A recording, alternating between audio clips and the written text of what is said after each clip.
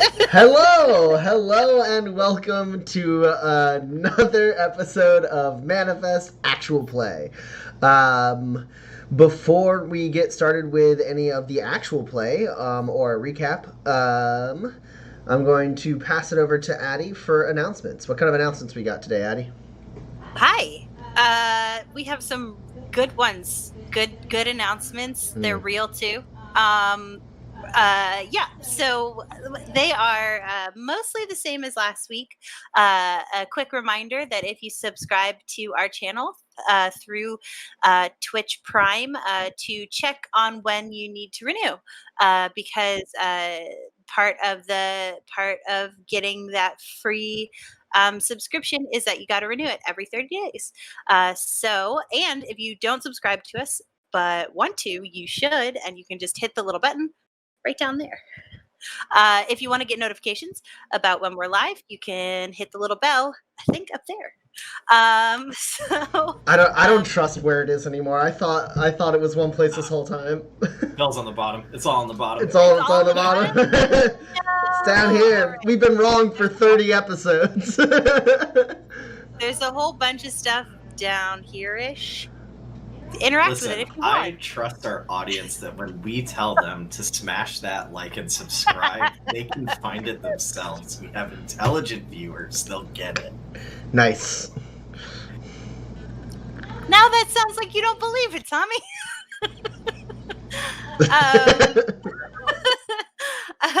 So we appreciate all of your support, whether that is viewing, sharing, watching, or subscribing. If you do subscribe, the money that we receive goes straight back into the stream to make cool, better things happen, like the character art that you see here or here. Um, so, what else? Other things.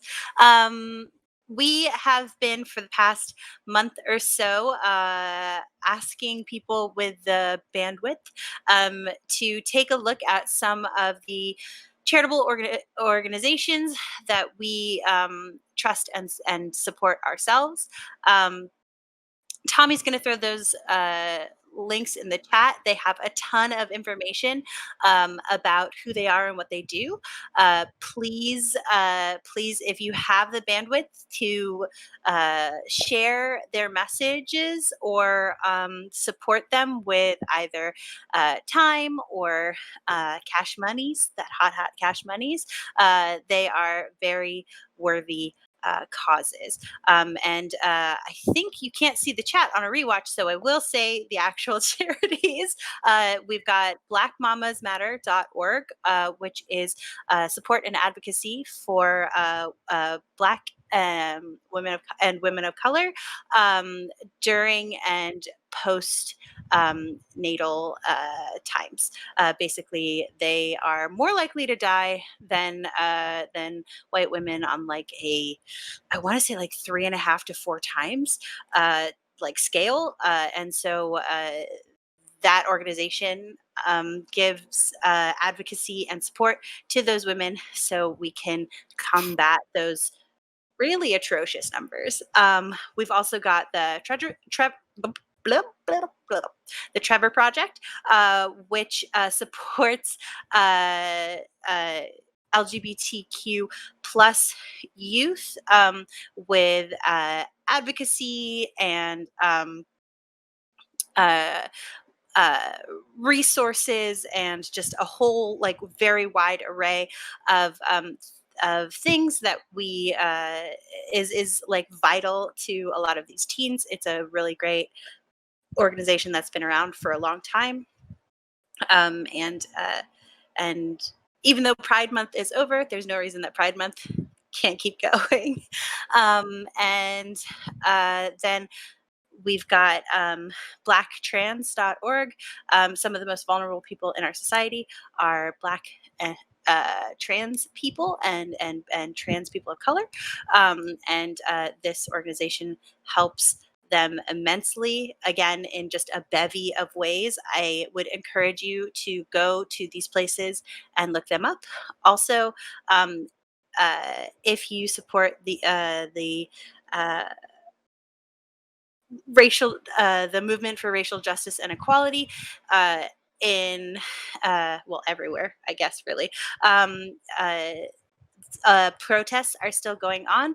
And one of the best ways that you can help if you can't go out yourself is to support your local bail fund. In your city, support the people who are your neighbors. So unfortunately, we don't have a link for everywhere, but but I swear the Google machine will tell you, or if you really want, you can ask Jeeves probably still. So, Get in there, Jeeves. We need you. I think Lycos is the only one that's like really gone as far as like search engines.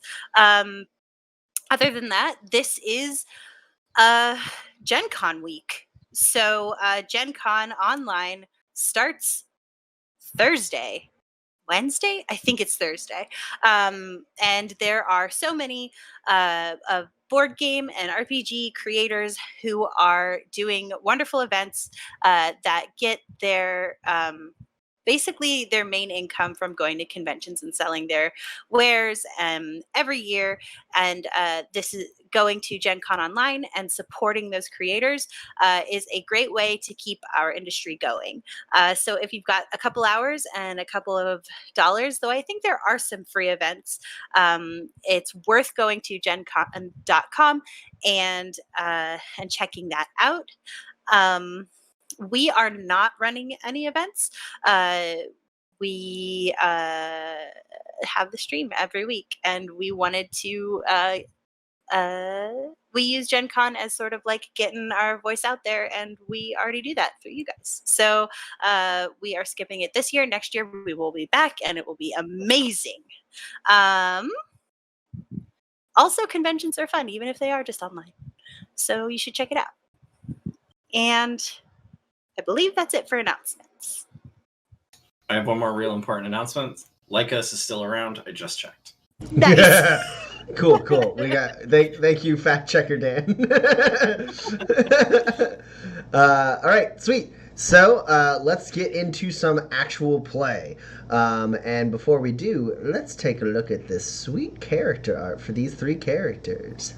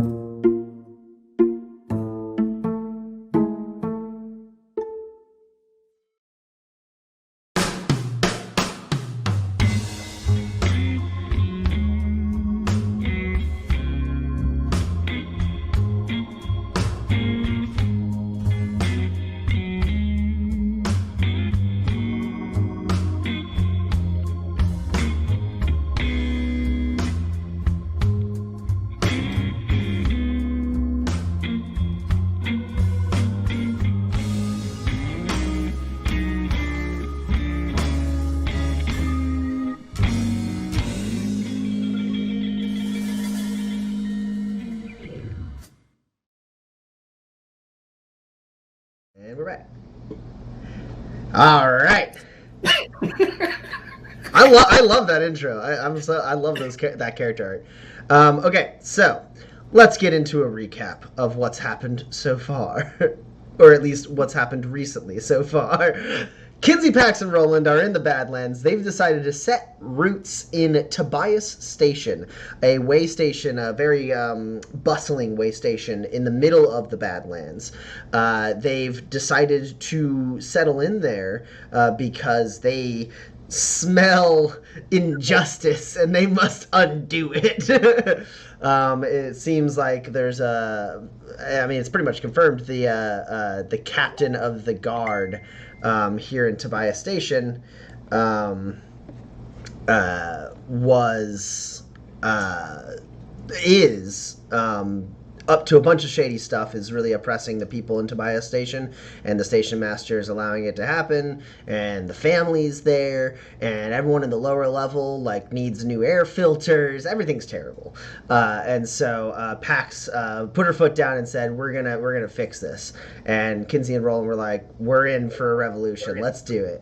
And then they remembered, oh wait, we have to go do this mission, this job for this scientist guy, Anton Granger, who they rescued from some axe handle hounds on the way into Tobias Station. He is a botanist with a grant to study the soil of the Badlands to try and make it produce growth, and he feels very strongly about his work and thinks he might be onto something, and he has hired these 3 drifters to go north of Tobias Station to plant 3 devices in certain regions of the land north of Tobias Station to try and produce growth. And they, at the end of last session, left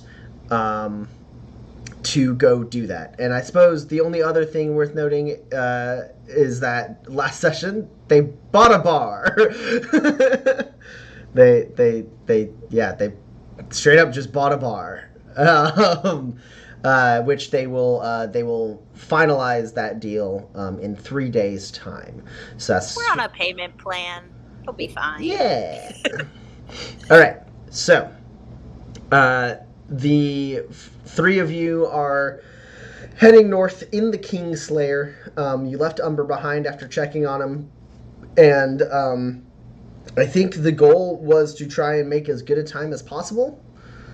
Is that correct, Roland? You're behind the wheel. Yeah, no, this thing, it goes 1 speed, which is as fast as possible all the time. Cool. So the terrain heading northward is pretty rocky. There's a lot of different canyons and slopes that you have to contend with and swerve around and stuff. So it's not the easiest thing. It's not just a flat open road that you can just pedal to the metal. You have to definitely maneuver your way if you want to try and move at high speeds. Also, I don't know how your traveling companions feel about you taking corners real tight. And driving like the devil's behind you, but we'll get to that. First off, Roland, I would like you to roll a driving test. I'll allow you to use your handling bonus on this. And while your hovercraft allows you to ignore difficult terrain, the turns that you will have to take at without losing any speed are still pretty difficult inherently.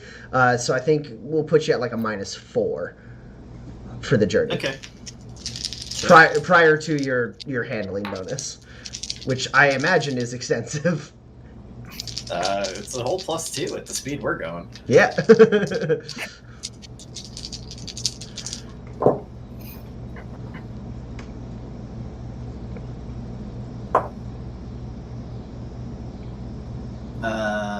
Yeah, that's 4 hits.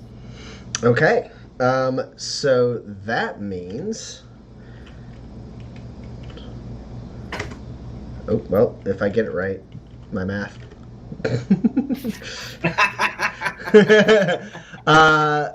So what was going to take Kinsey... Kinsey basically, when he was going with Umbra, had the advantage of Umbra's natural ability to jump extreme distances to kind of cut the path a little more straight. But ultimately, Umbra is not as fast as this car. And Kinsey had kind of allotted roughly the equivalency of 15 hours out, 15 hours back, with a rest in the middle, and then a little bit of extra time to bounce around the locations, in the region. That was kind of Kinsey's estimated time. You're able to reach that region where Kinsey needs to do his work in 7 hours. Yeah, you cut that right in half, basically. But I will say it's not necessarily the most comfortable of rides for Roland to be able to achieve that. He is going. Well, it's very comfortable for me. Right. He is going top speeds, not slowing down on corners, flying through canyons like a pod racer. Full on like George Lucas style, let's walk through with a camera and then speed up at 500 times speed. That's what Roland's doing right now, as he's just like flying his way through to the north. Also, Roland, I would like you to roll a fuel test for me. Oh, sure. I guess, I suppose. I'm not sure that we'll be caught in the storm, but as we're doing this, can I start looking out for alcoves that might prove useful for shelter from the storm? Absolutely. I don't think I need you to roll for that. You kind of already did ahead of time to know, to look for them. So you definitely, spot a couple on your way up. Because, once you kind of break out of this, very, up and down, canyon-filled terrain, it does kind of even out a little bit as you kind of, get really close to the region he wants to, plant stuff in. And there are a couple buttes, these, tall, stony, steep slopes that kind of just, pop out every once in a while. And as Roland is blaring past them, you spot a couple that seem like maybe they have a couple, the shadows of a couple little, carved-in alcoves. That you could use for shelter, and then you just keep moving right past him as Roland is driving like something is chasing him. I have gone ahead and marked off a fuel cube. Ah, I see. Well, you, as long as you, I don't know if you have any left over, but as long as you make it back to Tobias Station this session, you're not stranded. Well, I do, but also, that's sort of the plan. Drive fast enough to never be anywhere I can't buy gas at the end of a session. Yeah, so Roland's driving like a madman. Kinsey and Pax, how you guys feeling about that? Just possibly starting to get a little bit sick. But I know that Roland has a strict no vomiting rule in this particular vehicle, so I'm doing my best to hold it in. This car has endured a lifetime of baths. No more.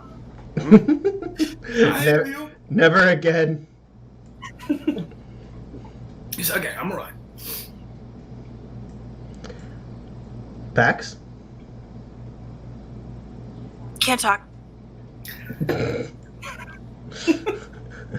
you look sick or nervous? Yeah, I'm sick. Little nervous. My hand is definitely up on the dash. Yeah, Up on the dash. And I've done the mom thing of holding on to the little just sort of doing that thing. Stomping your foot with the brake pedal would be if you were driving. It is 6 or 7 hours of this speed and crazy maneuvers. Yeah, well, it's basically okay, I get used to it. It's fine. No, that's way too fast. Oh my god. Okay. Sorry. Yeah. It'll be fine. Kinsey and Pax, I would like both of you to roll an endure test for me. Sure, of course. Roland, you don't have to. You're very comfortable in this situation. I think I enter a Zen state at 45 minutes in, and then what feels like 8 to 10 minutes later, it's all right, we've been driving 7 hours and have arrived. Yeah. It's you enter the zone, Roland. You're good. If the Riveteers could see you now. Endure, you say? Endure, I say. I also left all of my dice out of reach, so...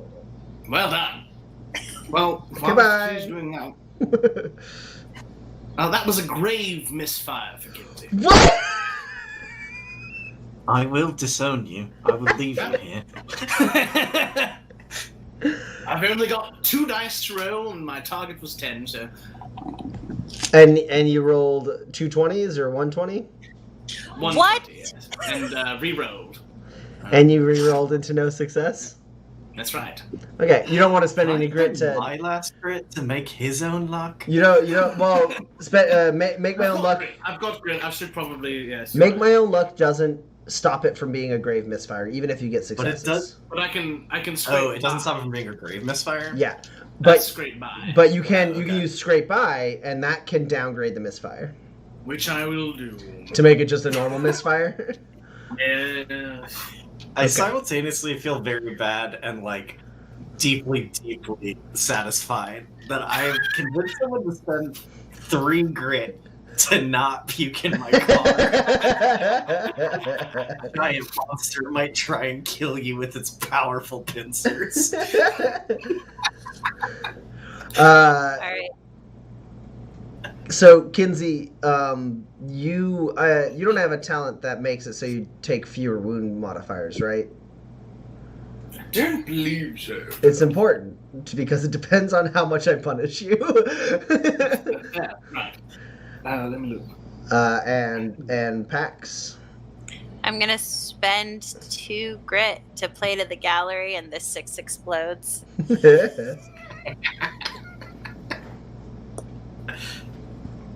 No, I don't have anything like that. Okay, cool. No, just the Umbra does, which Yeah. it'd be really nice if I had Umbra here. That'd be very much more comfortable. So, Kinsey, you take 4 damage direct to hit points. Sure.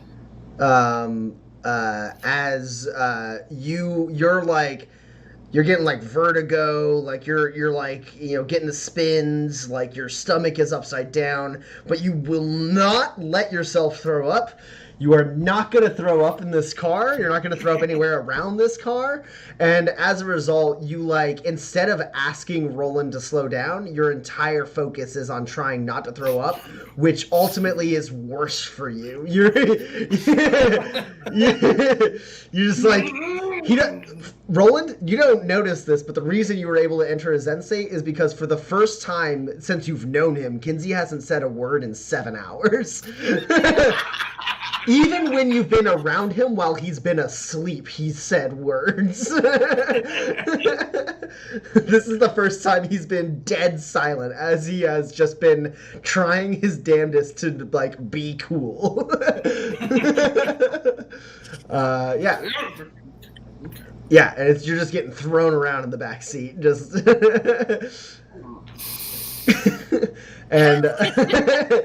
And Pax, how many successes did you get? I actually have 2 successes. Okay. 'Cause with the grit. Cool. So. So you are fine. You don't suffer any ill effects, except for like emotional ones. Emotional. And sure enough, you get to the point, Roland, and you just skid to a power slide, the hover on one side of your car lighting up enough to slow you down, and you're As soon as I think it's slowed down enough, I just kind of roll out of the car.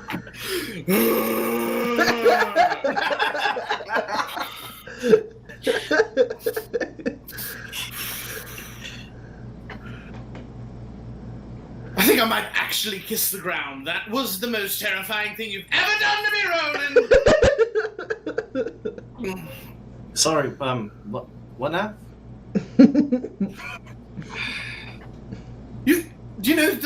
I don't know, did you, when you rebuilt this car, did you make it with a brake pedal, or is that just not... I see that you've stopped now. You're not using it to slow down. Well, no, you gotta... you have to use the brakes to turn, Kinsey. That's how cars work. I don't want to hear it. Leave me alone. If you're feeling so bad, why didn't you say anything? I could have Walking away. I'd like to make a roll to see if there's a place that I can put this confounded machine. Okay, cool.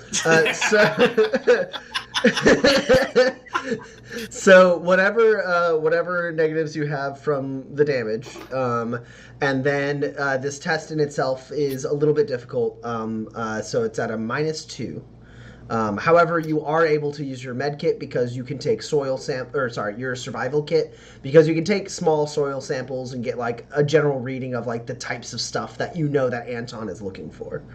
Right, and then what negative modifier do I have from the injury? You took 4 damage, so you have a -1 wound penalty.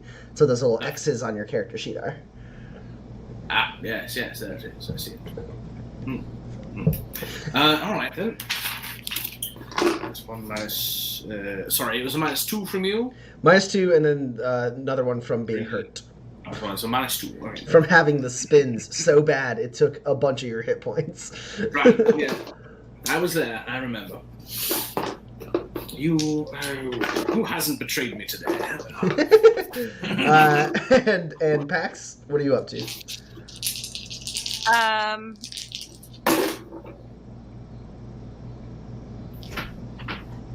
I guess I'm gonna just keep an eye out for, any manner of wild evilness that's out here, birds and stuff. It's not night yet, so I'm not looking for the night monster. Night dragon. I wasn't gonna say it. Yeah, Pax, if you would like to roll observe, you can. Great. I'm not actually good at observe. I don't know why I ever keep a lookout, because it doesn't matter. I love it. I don't see anything. And roll. Yeah. I mean, I'm also keeping an eye out Okay. You can roll observe as well. because nature has traditionally attempted to kill me. You think you see some birds off to the side? You flinch. I'm going to use my talent in my element, which allows me a free reliability when I am in nature. Yep. And I will use my first use of that, as I haven't. And that will garner me 3 hits. Fantastic.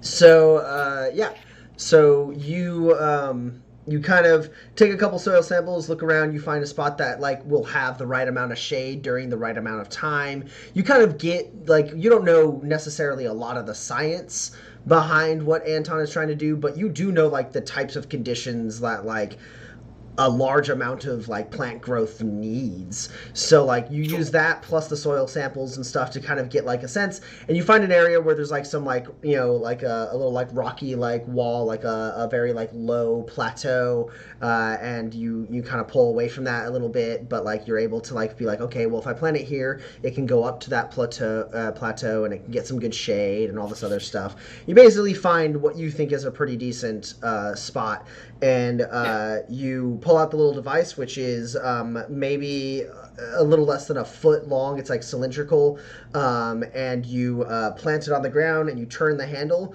which makes it like shoot out little spikes into the ground, and then it drills itself in, and then those little spikes like kind of work their way up, and then the spikes like spin, like cutting the ground around it to kind of bury it. After it's gone about like 5 or so feet deep. And after you watch that happen, you think you've done a pretty decent job. And it's, the way Roland's driving, it's maybe about 45 minutes to the next location. You would have said maybe a couple hours, but... All right. Meanwhile, Pax and Roland, you guys rolled observe, right? I did. And what did you get? I got 3 hits, high of 7. Okay. And Roland? 4 hits, 12 high. Okay, cool. So both of you feel like it's pretty likely that there's nothing going on around here. No immediate dangers, no rope rights sneaking up on you, no crazy creatures. It's pretty barren around here. But both of you also notice storm clouds far on the horizon to the west. And in the time it takes Kinsey to kind of like locate an area and plant the device, those storm clouds do seem to be moving relatively quickly towards you. You would normally say that those storm clouds are you basically would think that like by the time like a little bit before night comes around, if you're still out here doing work, you're likely to get hit by that storm, which would be bad. What are the two of you looking at? Clouds. Storm. Don't look at the sky, look at the ground. We know the storm is coming. There are Ogrinos that are coming to bury us alive, probably. I mean, you'll probably be able to dodge them with the way that you drive, but we should be watching the ground for the Ogrinos, okay? And what am I looking for? I can't see into the dirt. No, you can't see into the dirt. But wouldn't you it will better see, to like lay down and like feel it? You will see Ogrinos, if you can see them in the distance, popping up and then burying themselves again before they move on. So they kind of do a little parabolic thing to pop up and see if they can feed and gather the things that they need before it starts raining. Does that make sense? Yeah, but I mean, like, I'm sort of generally looking out, right? I can see both the sky. I mean, look out. it's You know, Drill into it's the time for us to go. Let's just. ground. It's hard being the only nature man in the group. Oh, is it hard to be the only person who can do a thing? all right. I get it. Roland This slams road trip was such a great idea. I'm so happy. yeah, and you have quite a ways to go before you get to the next region. Roland, of course, can. It's actually relatively open, so it's actually not even that bad for Kinsey and Pax if you go full speed around here. Is it better if you sit in the front, Is that a question for me? Kinsey? Okay. Honestly, if I'm in the front, I'll probably just want to do things with my hand, with my fists. So I will stay here in the back. Okay. Thank you, though. I do appreciate it. Pretty much anywhere in a car at this speed is going to feel the same way, I think. Mm-hmm. Okay, well, you've just told me giant monsters live underground trying to kill us, so you've given me no incentive to slow down. Neither of you have to roll endure. It is probably at least uncomfortable for Kinsey, maybe uncomfortable for Pax, but it is relatively open terrain. Part of that is intrinsic of Ogorino territory, Kinsey, because where there are large, dense, clusters of stone and stuff, Ogorinos tend to not want to be around that area because it makes it harder for them to move. So yeah. You drive, giving your 4 before you turn what was going to be about a 2.5 hour ride to around an hour, as you get to the next region, and you Not safe. come to a stop, and You could just stop like a normal person. You could. You don't. There's no one looking. You don't have to be flashy. I promise. We're very impressed. I don't slide to a stop for anyone else. That's just for me. And Kinsey, you want to try and find a good spot to plant this next device? I should do that, yeah. Cool. This region is seems a little less hospitable. It definitely doesn't have the amount of shade that you think is necessary. But you have a pretty decent idea of what you're looking for. So you are going to be rolling at a -4. I've taken some time to drive here to kind of settle myself, and I think I'm going to use. Oh, I grabbed my own form. How stupid am I? I'm going to use my talent. What is it? Second wind. Oh, sure. And I'm just going to regain those 4 points so that I don't have to also take that negative multiplier. Cool. Let's see. Should I do something else? Or should I We'll see how it goes. All right. -4, you say? Yes. But I am using my survival kit, so it's a -3. Yep.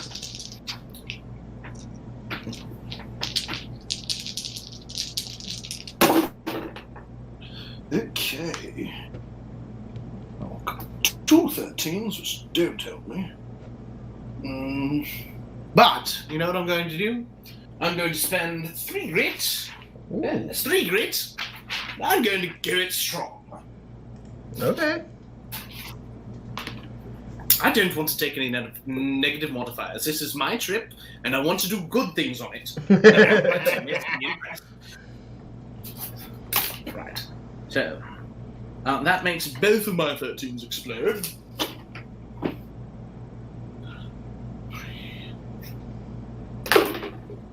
Ooh. Wow.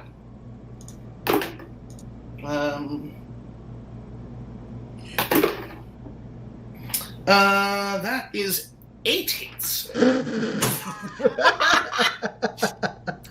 Because I rolled a 13 twice more after that, so it's just... You plan it so good it burrows over to the other one. There. You just drop another one here. We can go home. Yeah, you do this. It takes Kinsey, like, whereas it took Kinsey maybe like 30 minutes to like find the ideal spot. Kinsey walks out there. You get a really good sense of this territory, Kinsey, and with like 110% confidence, you find like the best spot in this area.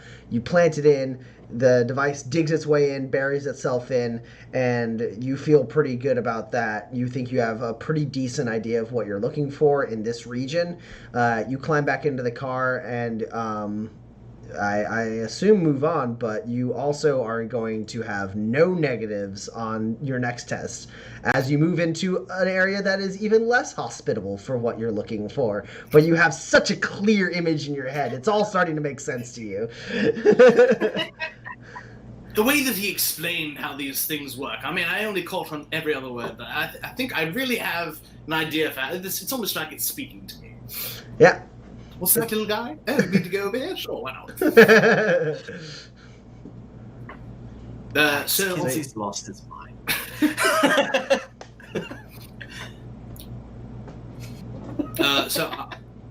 Have we driven to the next spot already? Unless anyone else gets up to anything. Roland and Pax, you doing anything during that short stint that Kinsey takes? I get my pillow out of the trunk, and I do set up for a nap. You don't even fully get to like drowsy before Kinsey comes back and is like, "We're done." What? Aw. I guess I look at the ground for ogarinos. It looks like ground. See them. Tut tut. It looks like ground. All right. Right, Cool. shall we move on? Sure. Cool.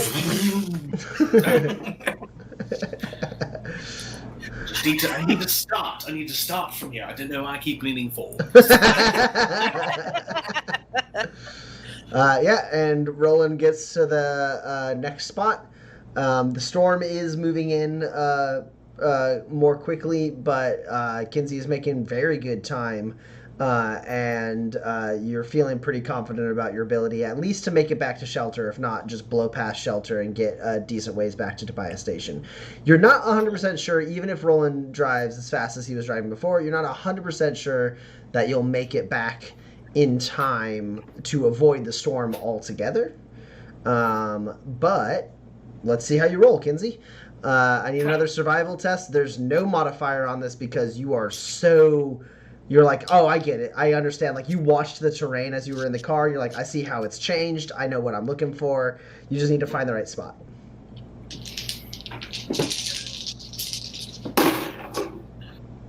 Right. What are you?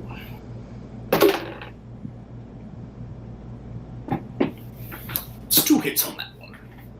Okay, so this one does take you a bit longer. The terrain here, though, to your credit, is not very hospitable for what you're looking for.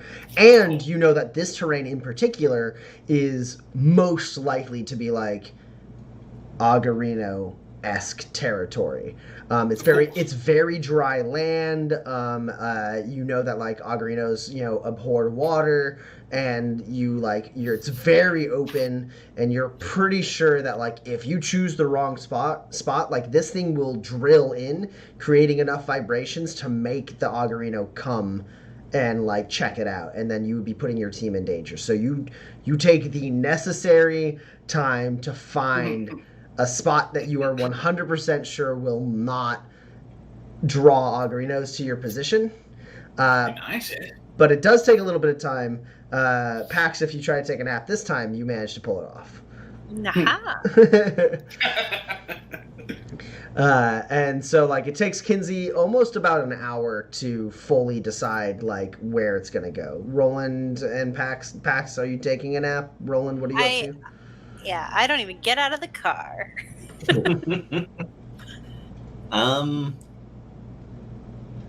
I mean, I guess I'm like keeping a feel out for augurinos. Because like I'm not gonna see them. I think. So you put your hand on the ground. I put my hand on the ground and listen to the earth. There's like a couple points where you're like, "Was that a rumble?" And then it's like, "Oh no, it's just my stomach." No, that's nothing. No. Like a wind blows, you're like, It's gotta come from the ground. That seems important. And Kinsey, you finally managed to find a spot that you think is very safe. You plant it in. You're not 100% sure how effective this will be. Like, this region seems like a lost cause, but you know, it's definitely you chose the spot that's probably got the best chance. As it digs in, caves itself in, and you stop for a second. There's no rumbling, there's no movement in the ground. You like scan the horizon, you don't see an augurino moving its way in. You're like, all right, good. And you make your way back to the car, yeah, what now? Let's get out of here. It's a good idea. I really don't want to be out here for much longer. I drive fast towards home. Before I start, I look over at Kinsey. Kinsey, sit back. Thank you.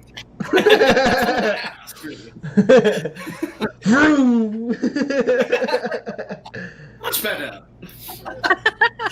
Fantastic. All right. Pax Cool. and train those people. So, do you want to?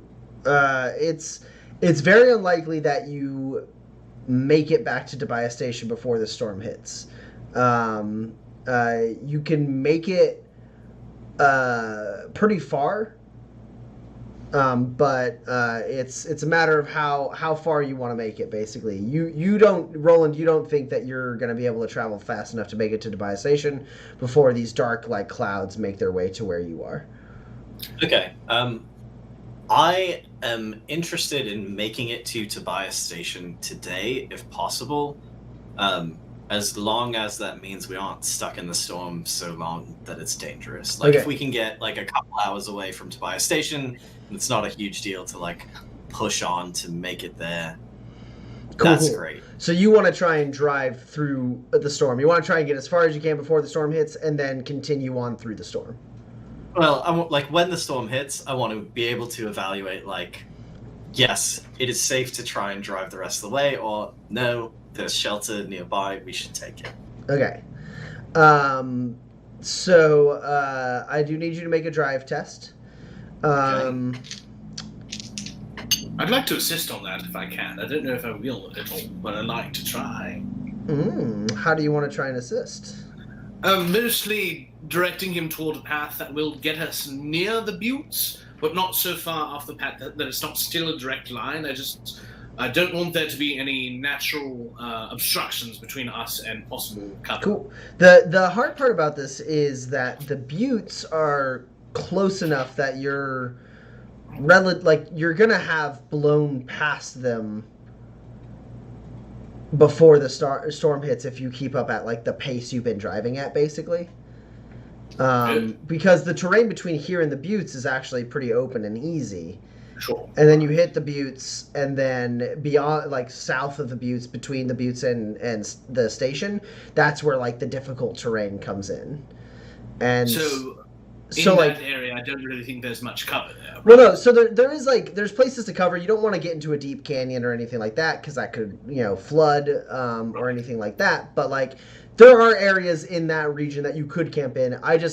You had specifically looked out for like the areas where like maybe other survivalists had carved out parts of the buttes, and you're gonna fly past the buttes if you want to try and beat the station home, or beat the storm home to the station. I got there. Sure. So maybe instead I should make a separate rule regarding whether I think we will be safe in the storm or not. Okay, yeah, that's Just perfect. from my own natural knowledge. Yeah, go for that. Go ahead and roll survival. And yes, your experienced traveler comes into play here. Thank you. I'll take that too.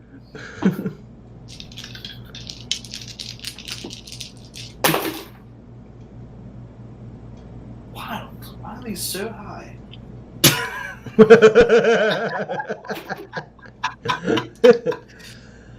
Classic Kinsey. Well, it's still 4 hits for me. Oh, sweet. Yeah, so you can recall a decent amount of the terrain that you don't like fully remember because you were too busy trying not to throw up on your way through this area. But like you have a basic understanding of like what the terrain looked like, and you know that like if you could see that terrain again, you could probably spot some places that would give you decent cover from the storm, while also being pretty safe to like be in. So you think because you got 4 hits that if the storm hits while you're in that kind of like rocky canyon filled terrain, you think that you're pretty confident that you could find somewhere that would be at least an adequate shelter from the storm, if not as terrible, really bad storm. Yeah, there should be enough cover that will be okay. Yeah. I mean, it looks like a terrible, really bad storm, and you know that the buttes would offer you like solid cover, but like also you feel very confident that you can find decent cover in the canyon area. Perfect. So I guess you don't freak out as Roland blows past the buttes. We'll get where we're going. Ride on, Roland. Ride on. Do you want me to roll dice again, or do I I would. just do it? Yeah, no, I'd like you to roll dice. Same situation as you're entering that terrain. You're working at a -4. All right, we'll make it a -3. We'll make it a -3. You've been through this course once already. I've done this line, you know. So yeah, we'll make it a Now it's -3. Pax, how you faring? I mean, fine. You can't take a nap on the way back. I cannot. But I am here. In case anything tries to kill us, that I can fight. And that's why we keep you around, Pax. Yep. What are we doing? I'm so good at driving. I'm so good at driving. So good at driving. 5 hits. 5 hits. I've seen it before. Yeah, with the extra confidence, Roland shaves like another hour off of the trip, basically. As So dangerous. yeah, he hurdles past the Well, buttes. I had to take some of those turns slower than I would like heading out because I didn't know it was beyond them.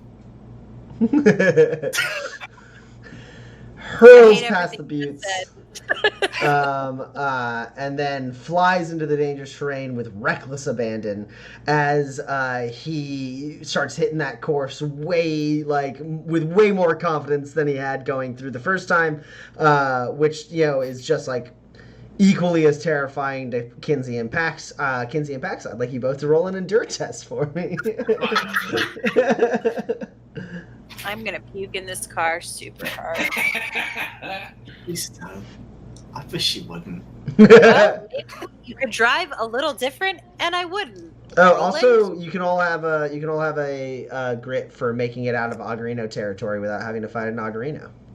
I like that. Good job, Kinsey. And just scroll right past those stats in my notes.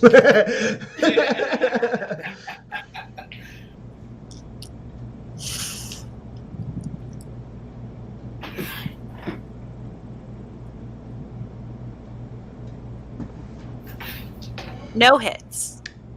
Oh no. Oh no! I only have 1 grit left. Oh no, I have 2 grit. Okay, I'll roll another one. Oh, what? Oh, come on. Ugh. 1 hit. I love that you guys are spending grit to not puke in the spot that you hate.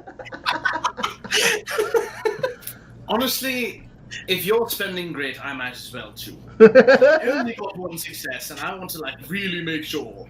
I'm spending 2 grits to play to the gallery, and This is what friendship looks like, Roland. I hope you...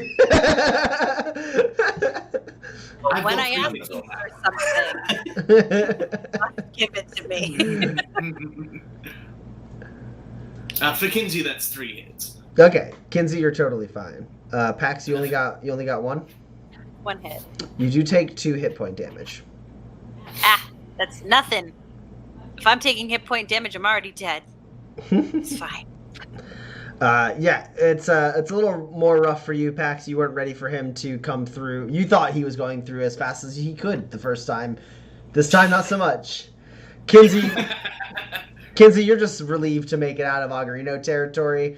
That hurtling in a death comet is you're like, you know what? If I die this way, at least I don't die to an Agarino. You kind of come to terms with the situation you find yourself in. At least if you die this way, your mom will probably be less sad than otherwise. That's probably true. And Red Wheel too. I think she might actually be proud of me. And yeah, you tear your way through this terrain super fast. The storm is imminent, though, and you still have a little ways to go to Tobias Station. So you could seek shelter. It's dark now at this point, so it's extra hard to continue at this pace. And the storm is right on you. So is it, are you going to continue driving through the night and the storm, or are you going to try and seek some shelter, in this terrain? If I slowed down to half speed, how much time would I estimate is left to get back to the station?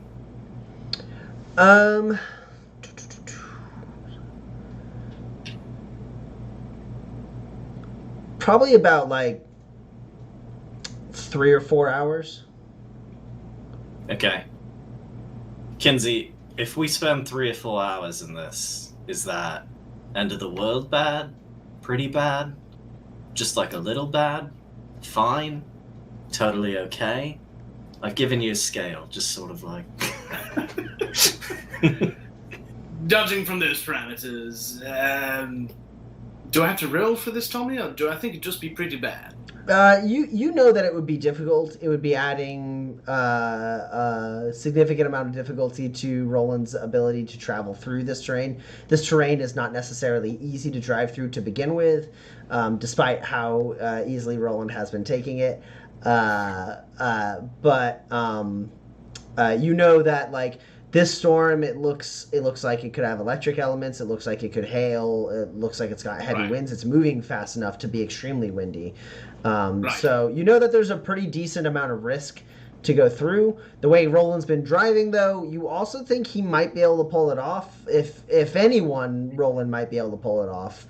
But if Roland had been performing differently, you might think that it was way too risky to try and push on through this storm. Honestly, Roland, I mean, you've been tearing through this canyon pretty well. But we are in a hover car, and I'm pretty sure there's going to be high winds, rain, all kinds of possible damaging elements, and I know how much you care about our paint job, so I don't want to be ruined by any potential hail. I mean, we could probably make it through. I don't know that we could make it through without damaging the car at all.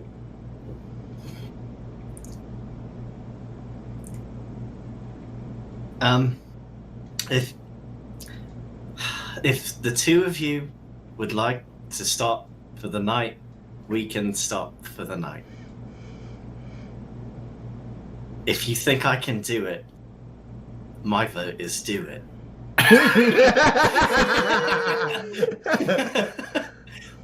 Well, I never vote in a competition against Mother Nature, so my vote is to probably find Cam. What about you, Pax?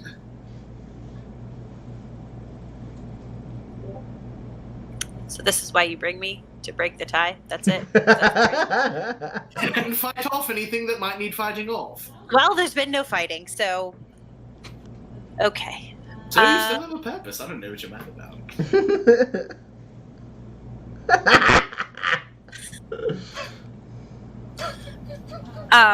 Okay.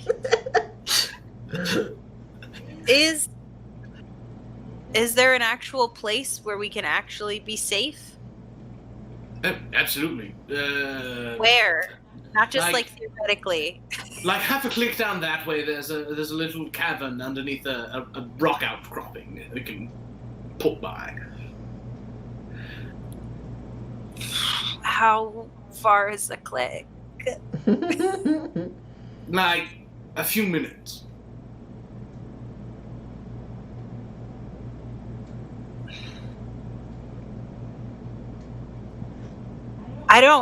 You're asking me to decide on two subjects I really don't know anything about. Cars and nature. So I take out a spur and I'm just gonna flip it.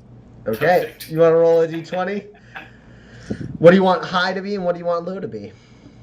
High is we stay on the road, and low is we go in the cavern or the hidey hole thing. We take cover. Low is play it safe. High is take the risk.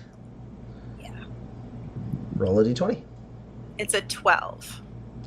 Take the risk. So she flips the spur, comes up tails. Well, all right. The spur you have to blame the spur. Oh no, I know. I always go with the sanctity of the coin flip. I mean, that's obvious. Yeah, it's just I will hang on, and we'll probably I trust be fine. Both of you equally in the realms that you are competent in. I do not know how to make this choice. So I When you put mean, it that way, it's kind of nice. okay. So we flip the coin, and we're gonna keep going carefully, Roland. No, it's half speed, so it's Oh, yeah. vroom.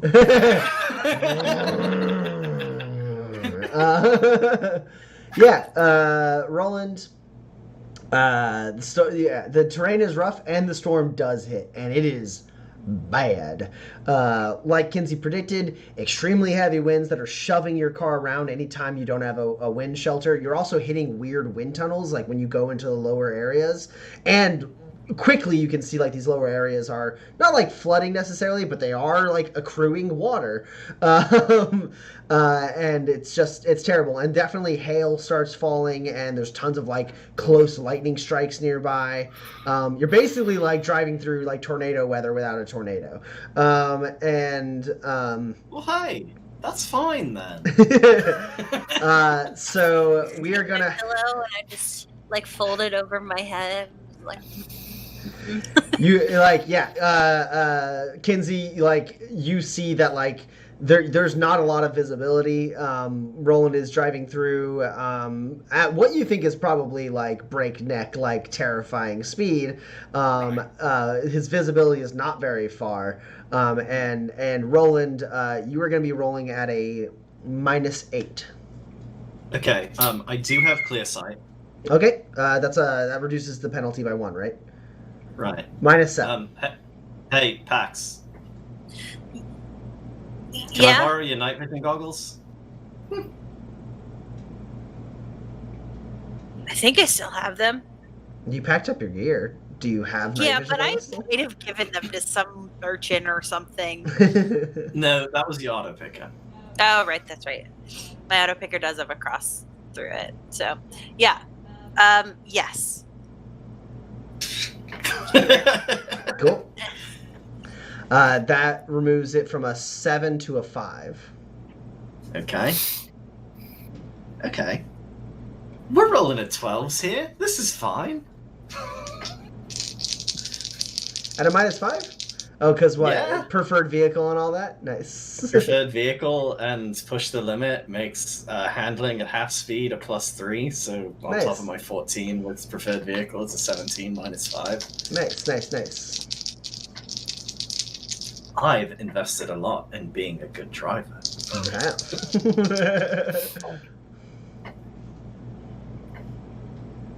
Ooh, them's good rolls.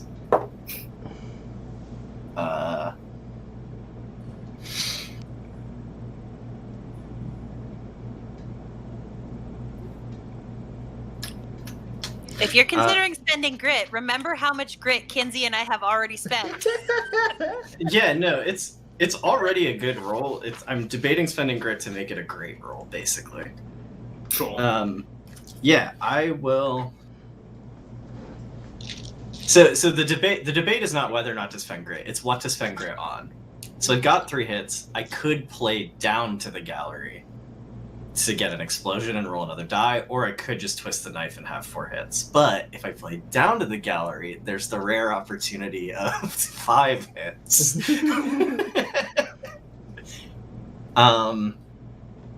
Listen, there's a thing on my character sheet that says you get experience when you push your luck despite a clear chance to fail. You've already got that. That's a grit for you, or that's a XP for everyone. You've done that by doing this. That's why I told them they would have to tell me before I would stop. So I will play down to the gallery so that this 11 explodes. Ooh. Come on. This is the life I have chosen for myself. That's a 12. Ah. But I'm out of reliability, so the explosion is not a hit. It's 4 hits. Okay. Yeah. So it is rough. You managed to make it so the car only takes pretty much cosmetic damage. Great.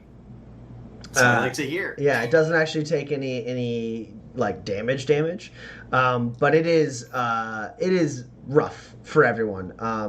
Extremely stressful, even for you, Roland.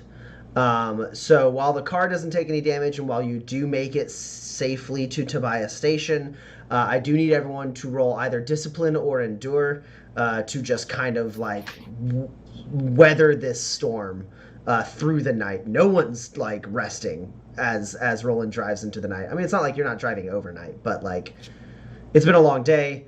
Everyone's very stressed, and this is not helping. Do I do 4 dice with a target of 6 or 2 dice with a target of 10? I can't help you. Let me make the math easier for you. I'm going to use both uses of motivational speaker. I'm just going to tell like a good story about a time I won a street race on the streets of Alanistad Nice. as I drive through these terrible conditions to calm everyone's nerves. Yeah, I will give you a -2 on this because you are very focused on the driving while talking. But yes, Sure. absolutely.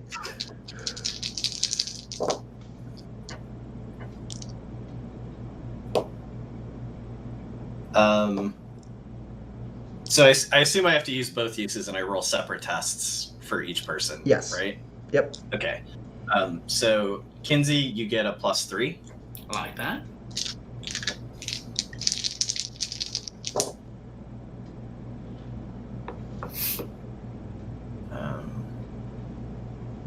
Okay.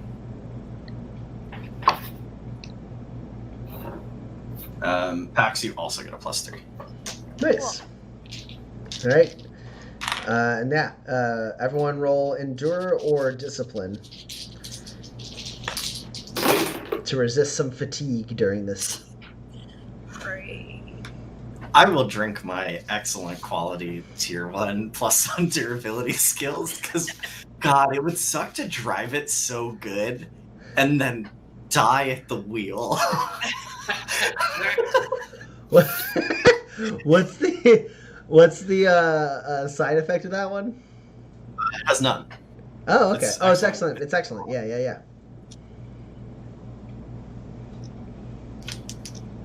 Better living through chemistry. yeah.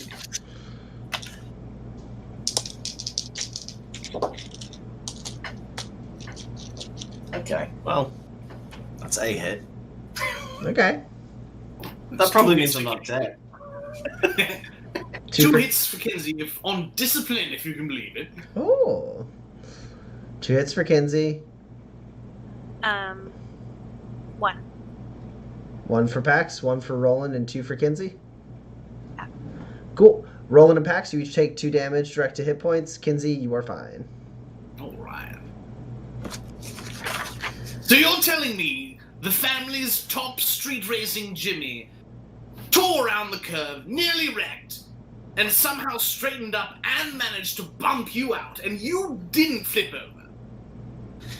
Yeah, so see, the thing is when you're dealing with a motorcycle, right? It's got a totally different balance than a car, and it's a lot harder to roll sort of laterally. It's a lot easier to flip sort of vertically. And like, I wasn't as good as I am now then. And good God, could he drive? A terrible person. Surely killed a lot of people. He was a savant behind the wheel. He could do things with a car that would make you believe a man could fly. Watch out for that, watch out for that. I see it.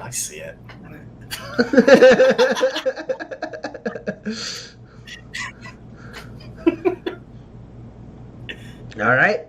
And you roll after, like, you're still in the midst of the storm, but you do see through the, like, haze and darkness the distorted lights of Tobias Station as it begins to approach on the horizon. I don't think we've ever had such a cohesive adventure. What? I say as soon as we're close enough to Tobias Station that I don't think something terrible is going to happen. I mean, I don't think we've ever done anything that has had so few complications as this.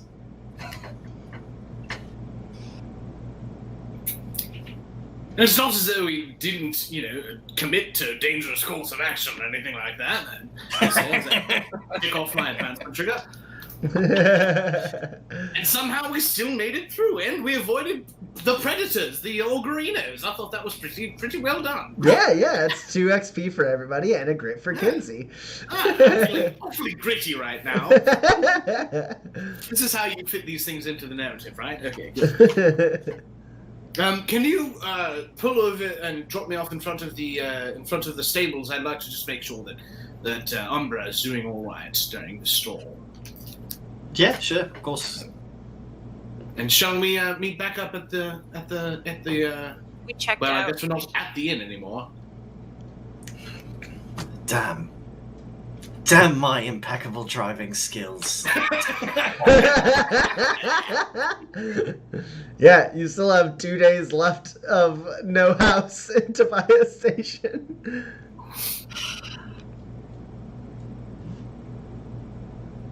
Maybe I can convince him we were kidding.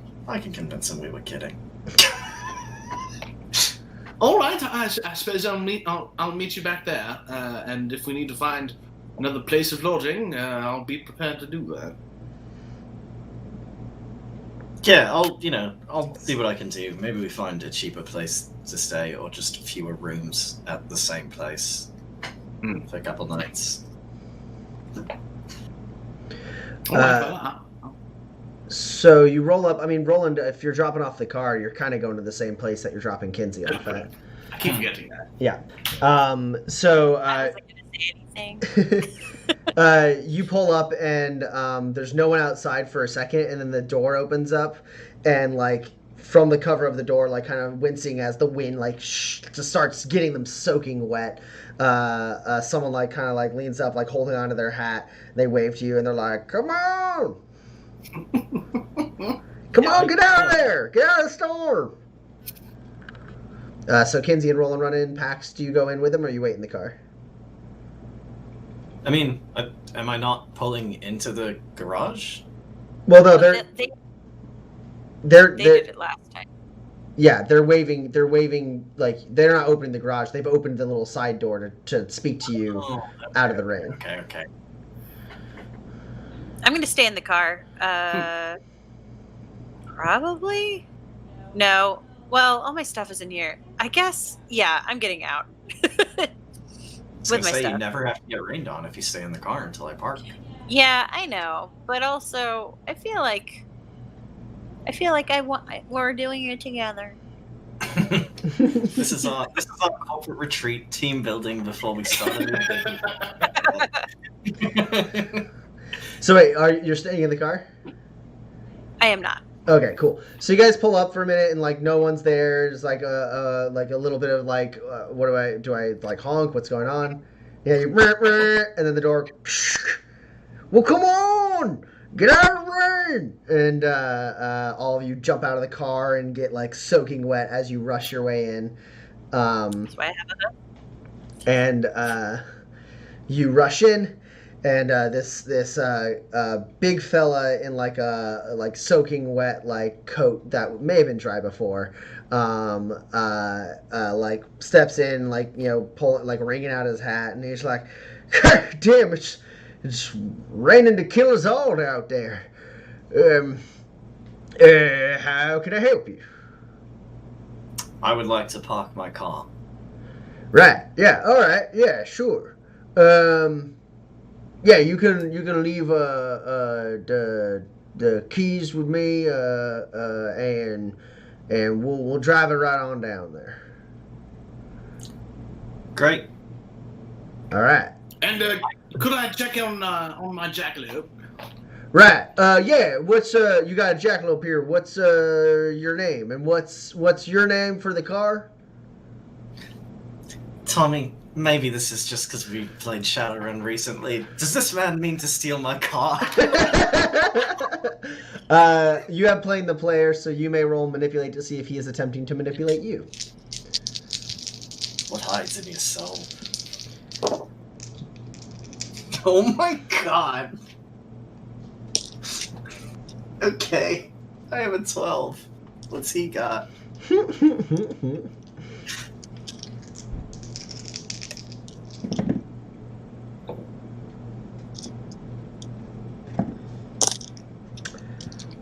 How many net successes over a 6? I have 4 net hits, 3 of which are 12s. Wow. Wow. What's the other one? A 10 also. No reason for me to spend any grit. Oh fuck, he is trying to steal my car. Yeah, so Roland, this guy, like, you remember, like, everyone who works in the station wears, like, red leather, like, usually like a duster, and often yellow to orangish, like, kind of like helmet for like protection in like at least in the warehouse. This guy's wearing neither of those things. And another thing is, like, everyone who was working in this station, they had like utility belts and tools on hand, as well as a couple of them had like those kind of like basically like invoice printers on their hips, so they could like get you like your ticket for your car. This guy has none of those things. What he does have is a pistol and a big ass knife on his hip, and he doesn't look like anyone that you saw working here. And because you got 4 hits, you know he's like excited to steal your car. He's not asking you for money. He almost forgot to ask you for your name. He doesn't work here. He doesn't belong here. And you're pretty confident that he's up to no good. Excellent. Almost snuck one by me. I will just, very subtly, just like nudge Pax. While he's talking to Kinsey, yeah, your name for the jackalope. Shut I like it. All right, yeah, I got it. Hell yeah! I got I got a clipboard around here. He says, like, moving over to, like, an area where there's, like, not a clipboard as he's, like, rummaging around. Be like, it'll just be a second. You're just gonna fucking... Yeah, I motion with my eyes to, like, his gun and his knife and lack of receipt printer. I don't know if the third one goes through all the way, but, like...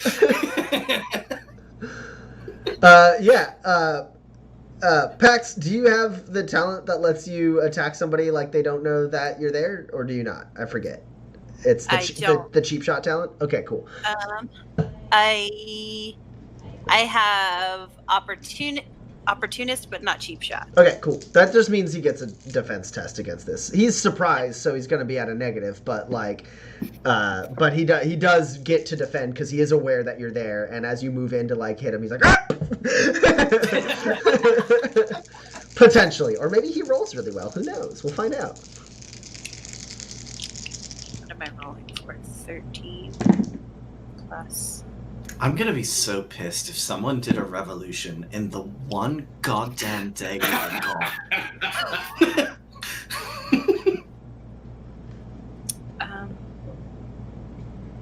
Okay, I have a tier 2 talent. It's pure strength. What is pure strength? It adds to power.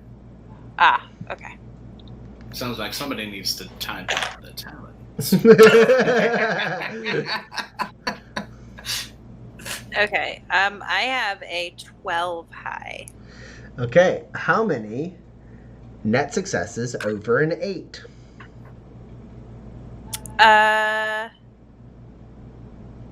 2. Cool. Are you trying to deal damage to him, or are you trying to get him like in a grapple? Like, what's your aim here? Oh, I don't feel very good. I was just gonna like knock him out and then ask questions. Okay. When he woke back up. Sure. So, your strength is what? Or you could attack him basically non-lethally with your melee weapon, which probably has better power than your punches. Okay, so I have an extra reliability.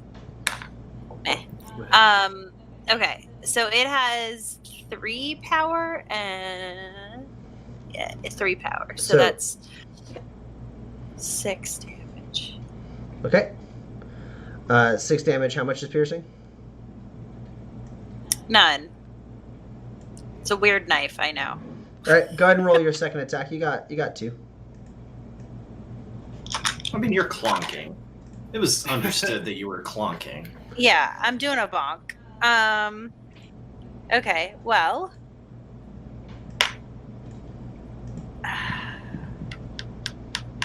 I don't have enough grit for... Oh, I do have enough grit for that. Do I spend the grit? No. I have a 12 high again. Okay. How many net successes over an 8? 2. Okay. Yeah, so Pax, he's like, yeah, I've got a clipboard or something around here. I can get up your information. He starts like rummaging, and then Pax just out of nowhere like shoves past Kinsey, turning her like melee weapon around and like clocks this guy with the handle, and he like slams against the thing, turns around, and then she like uppercuts him like really hard in the gut. With the like handle of her other one, and it knocks all the wind out of him, and he like drops to a knee, and then she just like knees him in the face, and he goes dark. It's okay. He doesn't work yet. Oh! I was wondering why I wasn't wearing the helmet thingy. Are we heroes? Did we just stop a robbery? I think of us. I mean, that's true. Sure. Well done, us. Does he have... Sorry, well done, Pax. I'm gonna go...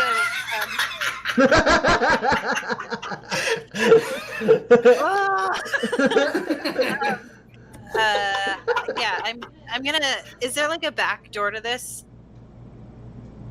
Like a door, like area? Is this just one door in and out, or is there like an actual... Does he have friends? I want to go like stack at the door so I can like surprise any friends that might be coming. Oh, sure. I mean, the area you're in is basically a more open area, almost like a warehouse. It has a ramp a large ramp that kind of goes down into a subterranean area where the vehicles go, and then there's if you were to walk on, you could walk through like a short hallway with no doors that leads into where you can hear some animals, and then on the other side there's no other hallways or anything, just like tools and other things and the like on the other side of the ramp that goes down. Okay. All right. So it doesn't seem like there's anybody else here. I'm gonna take his stuff. Okay. You find a light firearm, a light melee weapon, and 2 spurs. A light You firearm. need to get his names. What are you going to name them? Doofus. Fair enough. All right. Light firearm and a light melee. Okay. And 2 spurs. I hand the 2 spurs to. I hand 1 spur. No, I hand 2 spurs to Roland. It's fine. Look at that way.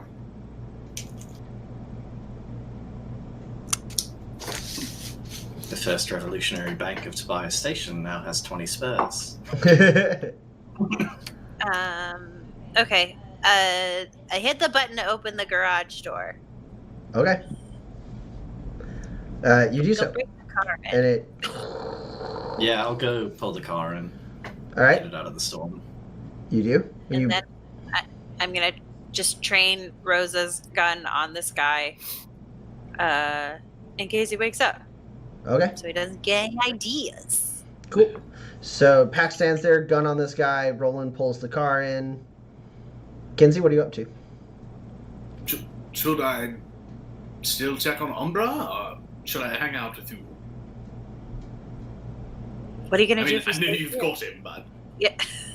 I mean, you could stay if you want, or we could just it's up to you. oh, I'll be back in a minute, and now Okay. I'll go make sure that I'm all right. Cool. You walk through that little hallway into the area where there are some stables. Where Umbra was being kept last time,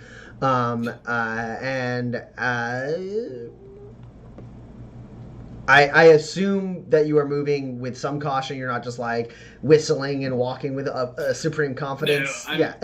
assuming that there's probably more than one person. Okay. Probably. Or Cool. at least looking out for the people who should be working there.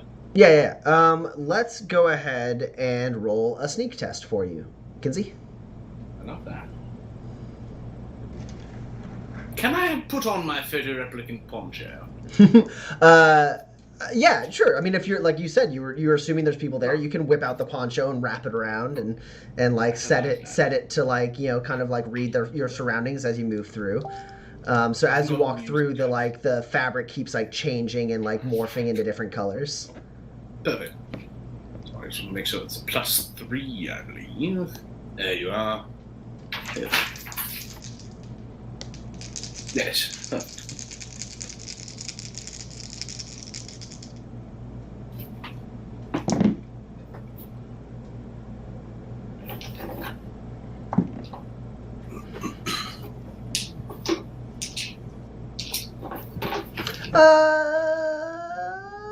Yeah. Kinsey, have you rolled yet?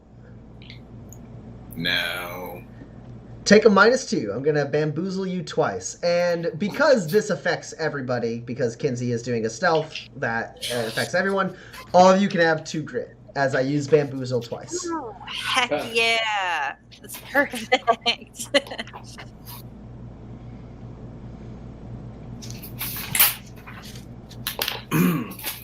That was one of the downfalls of having a new sheet. That was the one area that I didn't put my stats into. There we are, 8. So +3 -2 is 9. All right. So I do have a 9. And I think I just heard you say that that's your target. Is that a 9, including the -1 to be seen? Yeah. The -1 to be seen. Just wanted to make sure that you factored that in. I did factor that in. I'll tell you right now, 9 was not my original target and isn't my target. My highest is a 9 as well. But tie goes to the aggressor. But you are the one who's aggressively sneaking at the moment, so you are taking the action. So you got how many net successes? Yes. 1? 1. Perfect. So you put on the poncho, you start moving in. You can already tell as you move in, the animals here are a bit spooked. They're not like going like super crazy, like the horses aren't freaking out, like they're not, but like you can tell they're all rigid, they're like a little skittish, like something happened here. I'm gonna pull out my medium firearms when I can. Cool. So you get your rifle ready, and you start you move a little bit more to cover. And as you kind of it's kind of a curving area where all the animals are. And as you get partway down, about almost to where Umbra is, you can actually sort of see the pen that Umbra is in. You hear voices, and those voices are approaching you. You can hear footsteps approaching you. And you do take a step back, and you hit a pail with your heel, not kicking it super far or anything, but it does knock over and make kind of a loud noise, and the voices stop. And that's where we're gonna take an intermission. We will be back. I have 9:37. We're going to take a 10-minute intermission here. So we will be back in 10 minutes. And we'll see what happens to our brave drifters as they wander through the Tobias Station, not saloon, stables. All right. We'll be back.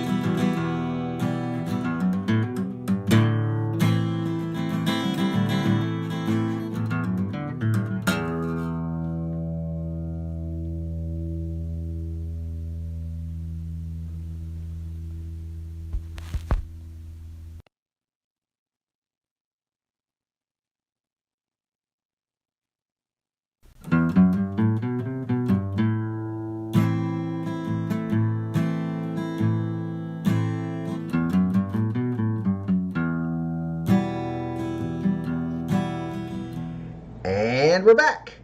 All right. So, last we left, Pax had knocked out some scoundrel who was posing as an employee of the stables. A doofus. A doofus, yes. And Roland was pulling the car in.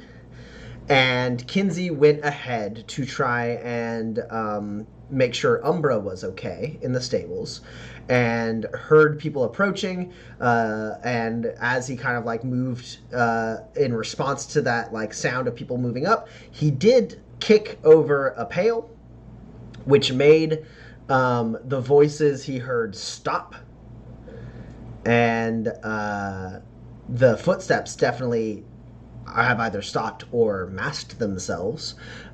Kinsey, what do you do? Can I see in the direction that they are? Like, peek my head around. Oh, you want to try and get like a spot on them? I mostly just want to see if they have the weapons out and ready. Sure. So you want to like kind of press forward a little bit more to try and like get a line of sight. A little bit, yes. Okay, I think this requires a second sneak roll though. Oh, fair enough. Yeah, but what are my modifiers? You don't have any modifiers. They just don't have as many modifiers because they are no longer distracted. Right. And now they're the aggressor because they are actively looking for you. Right. Quick, pull a knife and say you're gonna stab him if you see him. Oh, I've got plans, my friend. That'll be the follow-up roll. Yeah, but now he's the aggressor. They thought they were hunting Kinsey, when really... The thing is that you have the classic opportunity to hide behind an animal in a zoo. And then slap the horse and it kicks a guy and it kills him, and then a fight breaks out and you slap a different horse and it kicks a guy later in the fight. Classic comedy. All right. That's probably just the beginning. What's your High of 9? a high of 9? All right. Well, everyone can have a grit as I play to the gallery, Jeez. because the result of this exchange affects all three of you. So all of you get a grit when I spend grit. And now you're up against a 12. Perfect. Well, my high is a 9. Okay. So you inch forward, Kinsey, and you glimpse two people kind of silhouetted by the light at the end of this like hallway. They do seem to have weapons drawn. Let's see. Yeah, one of them has like a pistol out, and is about like average build, maybe a little, definitely shorter than the other one. Right. And then the second, they're both men, and the second one is wearing a like short top hat. Okay. Is a little bit more like tall and slim than the other one, and he has some kind of it's not, you're not quite sure it's a firearm. It might shoot projectiles, but it's not like a bow and arrow or a crossbow or anything like that. It's got more body to it, and he like unslings that from his shoulder and like taps the other one on the shoulder, and the other one moves forward as he like gets his weapon ready.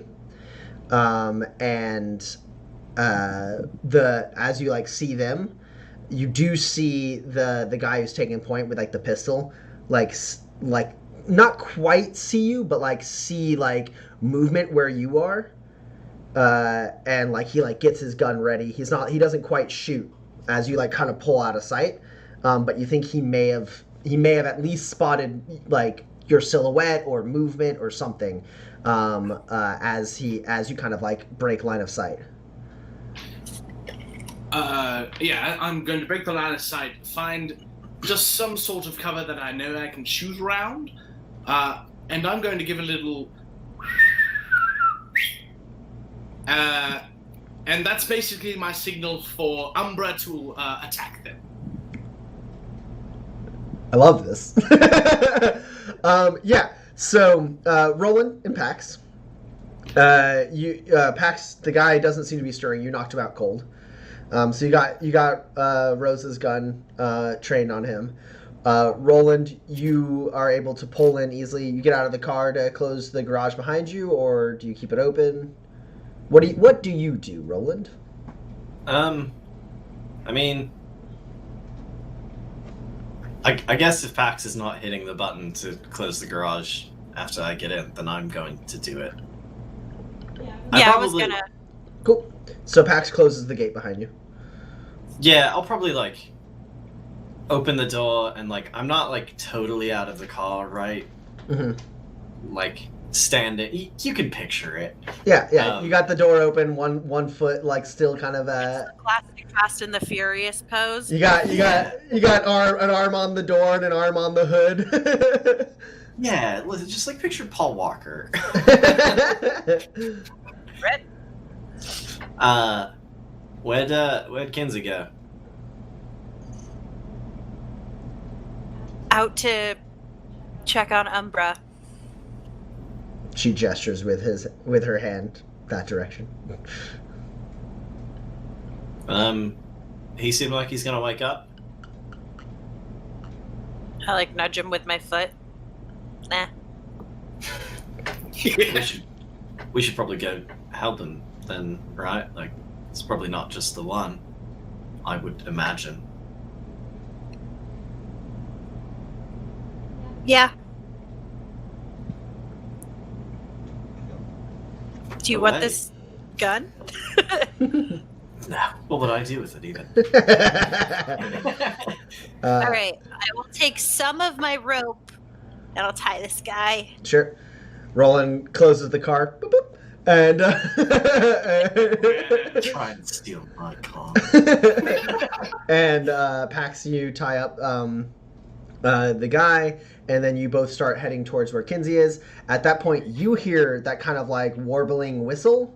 And Kinsey, you're at like cover, gun ready, and you just hear the sound of there's like a pause. You let out the whistle, and like you hear like the feet kind of stop and shuffle. Like they were walking quietly, but like they had to stop suddenly when they heard the sound.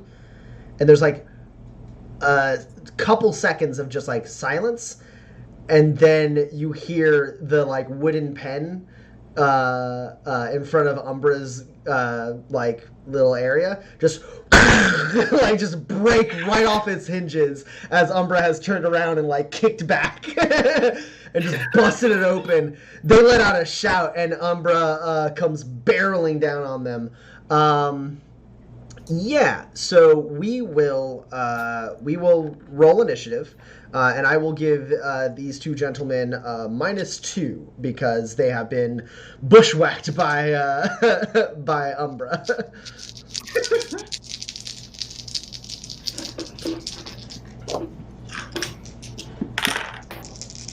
God, that's such a bad roll.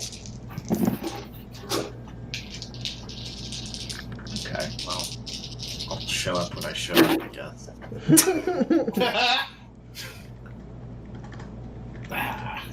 And I'll There's move. no reliability on Thank you, guys. right? It's a talent. Yeah. Yeah, I know. I've played like 3 characters with that talent, so now it's all kind of. If I was still in my element, maybe I could use that reliability, but I'm not any longer. There's so many animals. Surely you're in your element. No.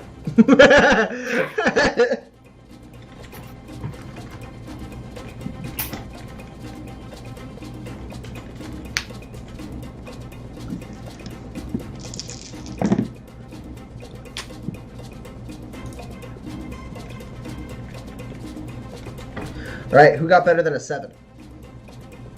I got a 7.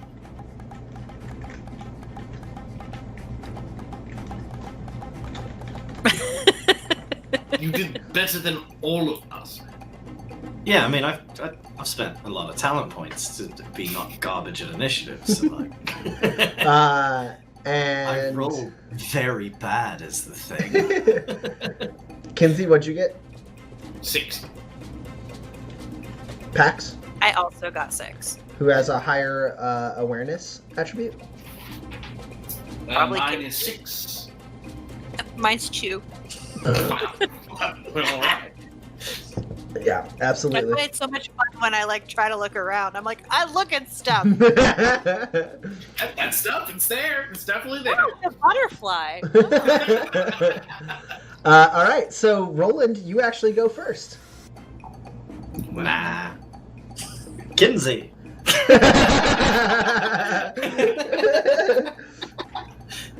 Let's. Mechanically, I use my leadership talent to give away a turn this combat round to Kinsey. Do you like call anything down towards where Kinsey is? He's definitely within earshot.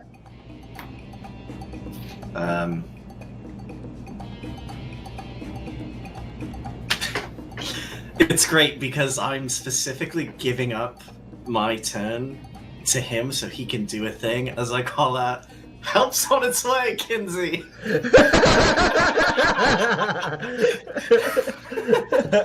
Boosted by those words. Let's have Umbra attack first. Yeah, Umbra's bearing down on these two. And because he is man's best friend, he can use my wrangle for his skill tests, I believe. Yes, yeah. If his attribute +4 is less than your wrangle, he gets to use your wrangle instead. Which what it'd be body, right?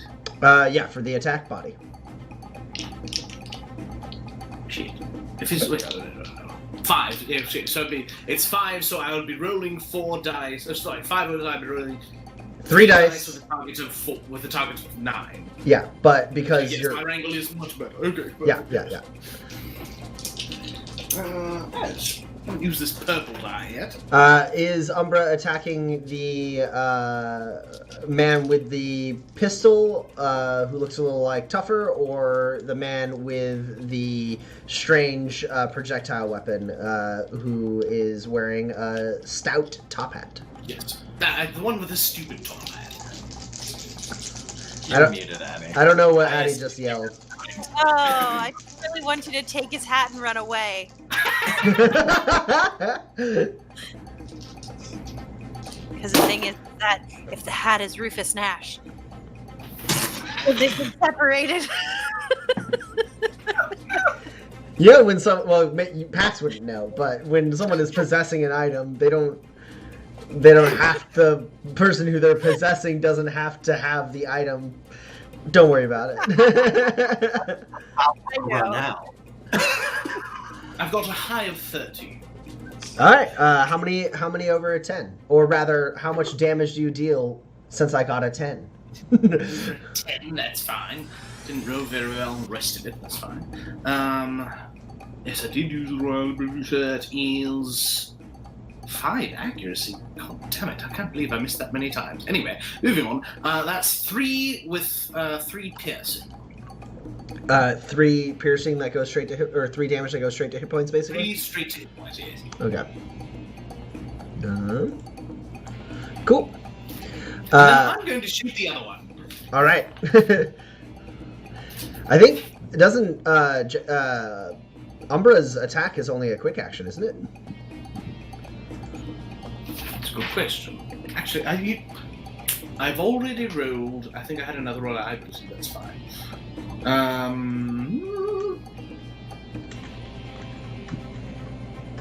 Where would that be? I didn't have that written down. You would have had to write it down. It's got toughened, honed weaponry, and endurance training. Confirmed. The Jackalope's attack is a quick action, so he gets a second attack. Oh, perfect. Excellent. Okay, I'll have him attack the same one, because I don't think he likes that one quite very much. Okay, you...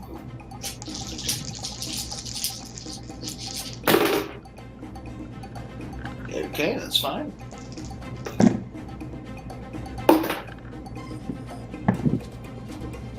This time you are up against an 11.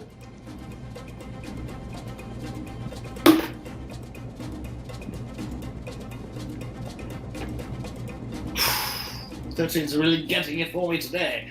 An 11, you say? Then, so that's 6 more damage with 4 piercing.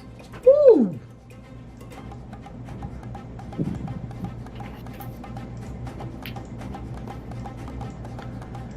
Yeah, so, you hear this man shout as Umbra comes, like he kicks the door and then quickly turns and like kind of comes out like skidding and like knocks the guy against the wall. And then as the man tries to like move away, Umbra just like rears up and like jumps and like gets the guy in the arm, like stabbing him with the antlers, and like he like flies up in the air, falls off the antlers, stumbles down, kind of rolls to his knees as Umbra like gets in position, kind of like getting comfortable in the like kind of tight hallway. Excellent. And now I would like to shoot the other one. Sure thing.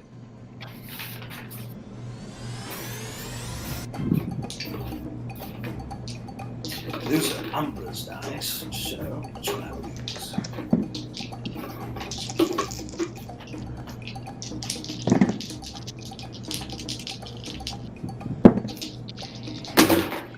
This one, you're up against an 8. Alright. Perfect. That's excellent. So I can't re-roll those, it's fine.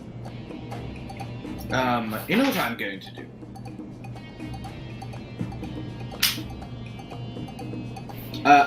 I'd like to punch it. Okay.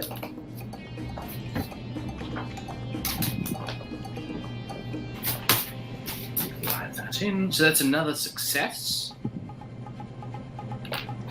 Okay. Which means that I can hit him with all of my firearm accuracy, which is 15 with 2 piercing. Would you believe it? The piercing doesn't matter. Well.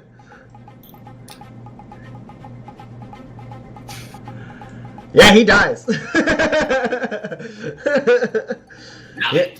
Yeah. You hear the shout of this man as Umbra gets in there, and you swing around the corner with your rifle. The dude with the pistols turned to watch the guy with the top hat getting gored by a jackalope, and then turns and sees you and tries to raise his gun up, but before he can even get it, you already have him right in your sights, and you just pop a shot right into his chest, and he flies back, dropping his pistol.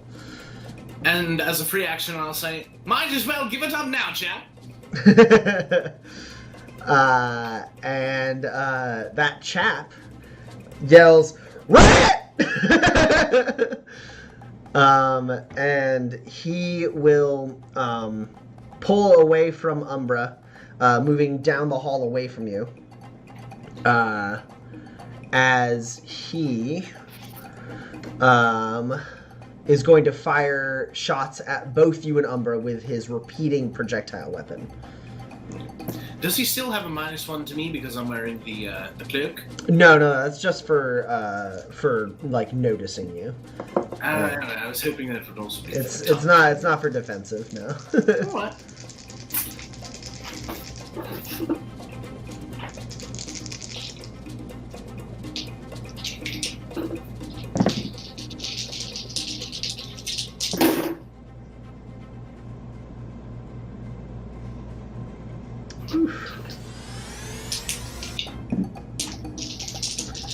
Well, he only got a 7. Alright, that is perfect. If he's got a 7, I've got 1, 9. I've got 2 hits for myself over that, and let's see. 1 hit over that for Umbra at 11. Cool. Yeah. He you hear like gas like kick off the side of this thing as it goes and shoots 3 shots out. Umbra like deflects one with his horn, and you duck into your cover, and it like 2 big like metal arrows go like in there. And then you peek back out, and you see through that door a much larger man come through. He has big, like his forearms are bigger than his biceps because they have these big, like hollow cages around them that come to like a large metal like fixture on the end of his fists. And he rushes in, sees the jackalope, and immediately is going to try and grapple the jackalope. Okay. Grapple-up, if you will. Grapple-up.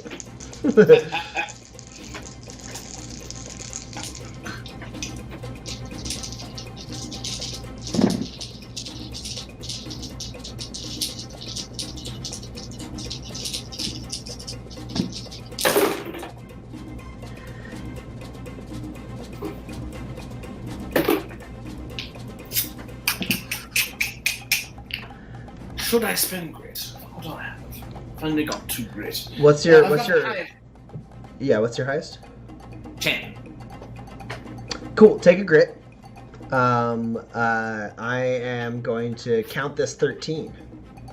Oh yeah? But I'm gonna immediately spend that grit so that I can count this 14. Well, do you have other grit on hand? Because you can't spend the grit I give you on the same test. I do have Cool. other grit. Yeah, I've got 2 grit. Well, then fine. In escrow. So what, you have over 13? Yeah, 14. Yeah, so this guy rushes in and immediately tries to grab Umbra by the horns. And Umbra actually just like pushes back and gets out of his grasp. And he like reaches a couple times and like gets ready to like juke if Umbra like goes for a swing. And then, let's see. Yeah, sure. I'm going to spend a grit to double down. Or I'm going to spend more than a grit to double down. But all of you get a grit because I'm making their turn longer as I give them a free turn. And the guy with the top hat says, "Not the jackalope, the fellow with the gun down the hall." Fair enough. And the big guy's like, "Huh?"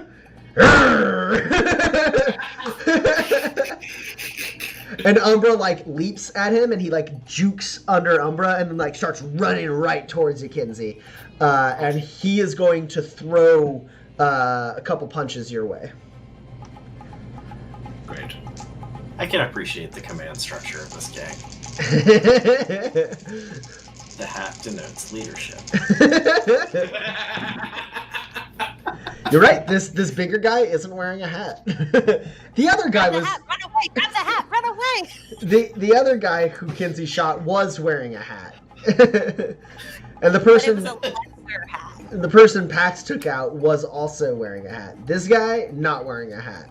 In fact, actually, Kinsey, as he rushes closer to you, you see the receding hairline and extremely strong jaw and big ol' scar that denotes this man as Rhett Kirby, who is one of the Kirby twins. Oh no. And they are the leaders of the Dunning Creek Bandits. Wait, do we know them? You read about them in the we paper. rolled into town. They were like, the Dunning Creek Bandits are around. Careful. They're notoriously punching above their weight. Do I know if Rhett Kirby, his twin, is like an identical twin? Like, it's probably not this person with the top. Yeah, you know what Rhett and Orville Kirby look like, because These twins are great names. Rhett and Orville Kirby, their portraits were in the paper because they each have a 5-spur bounty on them. And Orville looks a lot like Rhett, but very much not like Rhett because he is not as large as Rhett. He is much more slender. Right. And it occurs to you that these two men, while at completely different builds, are the same height. Alright, sorry, he's trying to punch me, right? Yeah, he's trying to beat the ever-living shit out of you. 12. No, don't like that. You are up against a 12. Great. Well, there was no way that was going to be a 12. He gets me my high as a 9. Ooh. I'm sorry, my high is a 10. It's a 10. It's a 10. Okay. So you, sir, take 12 damage. 12 damage, 4 of which is armor piercing. Okay. You can take an injury if you like, or you can take the 12 damage, 4 of which is armor piercing. And you said 12, so that's 11. 6, 7. I'm going to take that one because I have a feeling I'm going to have to take an injury later. Okay. So, right, I do my best to kind of get him with my bayonet, but he absolutely is much better at hand-to-hand combat than I am. Yes.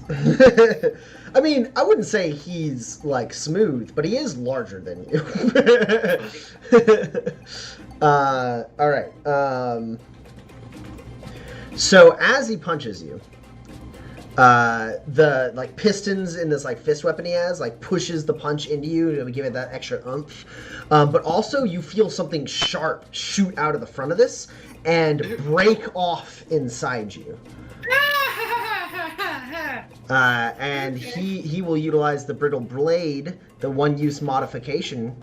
That means you have a brittle blade in you now. That gives you a -1 to all of your tests.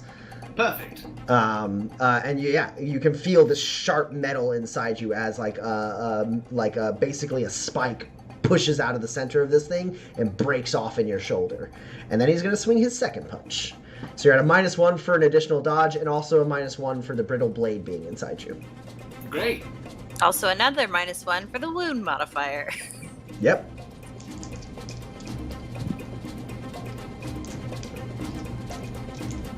Okay. Flashback, you're really good at hand-to-hand. -1 for the brittle blade, and -1 for my armor.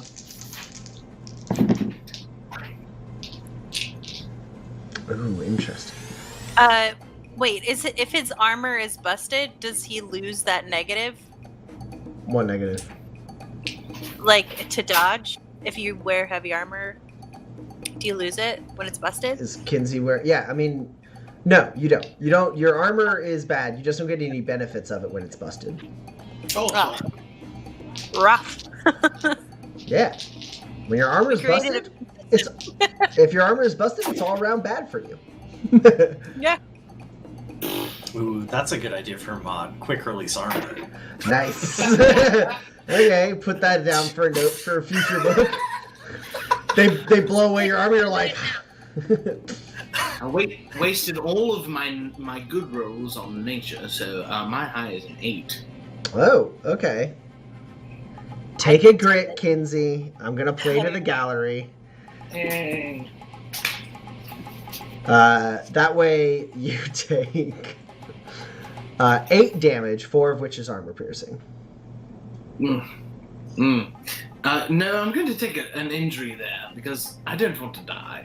Sure. So that's a class 1 injury. Go ahead and roll a d20, and consult the injury chart. Okay. Use my Kinsey die. Why? No. No one has confidence.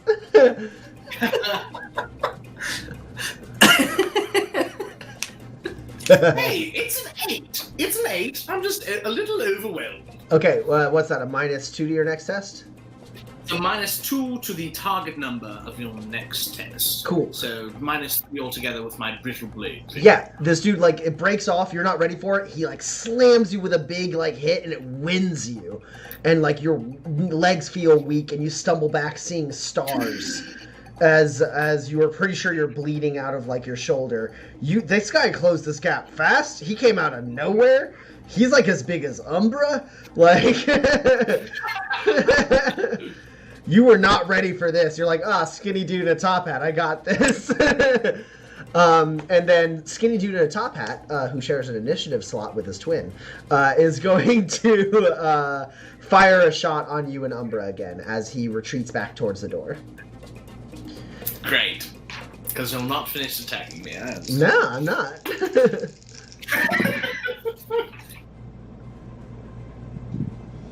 Sorry, Umbra doesn't have any negatives, so that's nice. Umbra at least has 1 negative, or 2 negatives for being attacked twice. Oh, thank you. Yeah. But you are correct. Is in overall better position than you. Yes. Mm-hmm. Come on.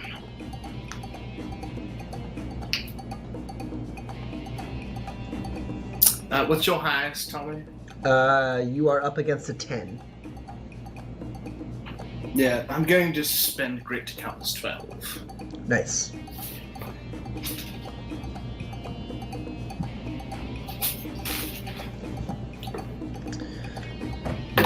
Grit for me. Yeah, so, yeah.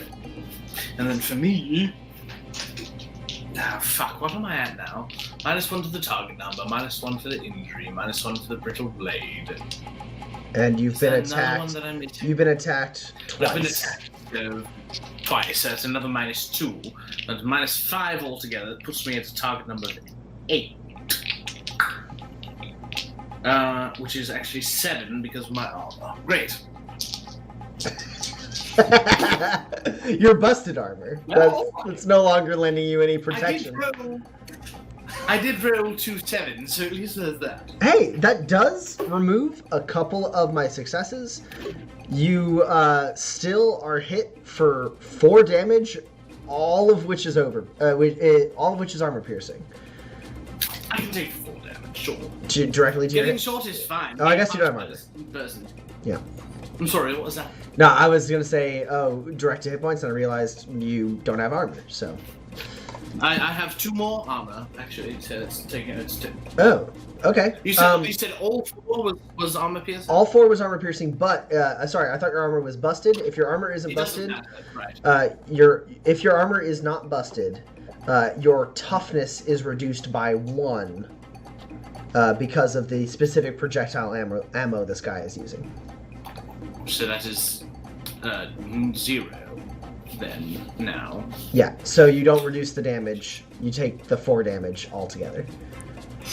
Okay.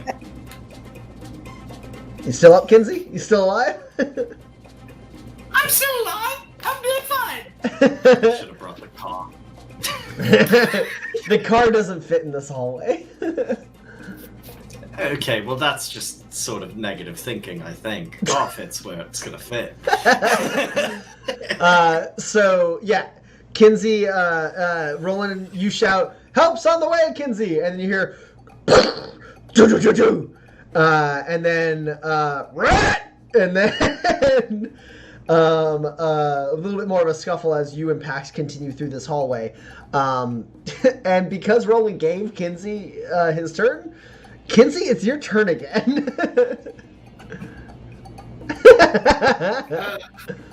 Great, perfect.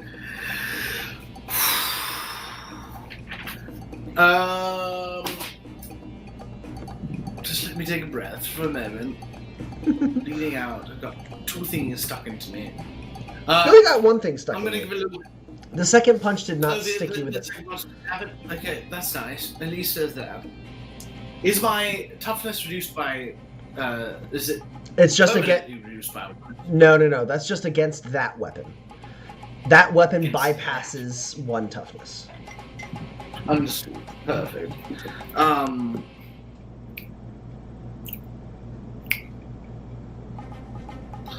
Right. So I'm gonna give a quick and trying to get Umbra, and I'm gonna have him attack this giant bastard in front of me. Sure.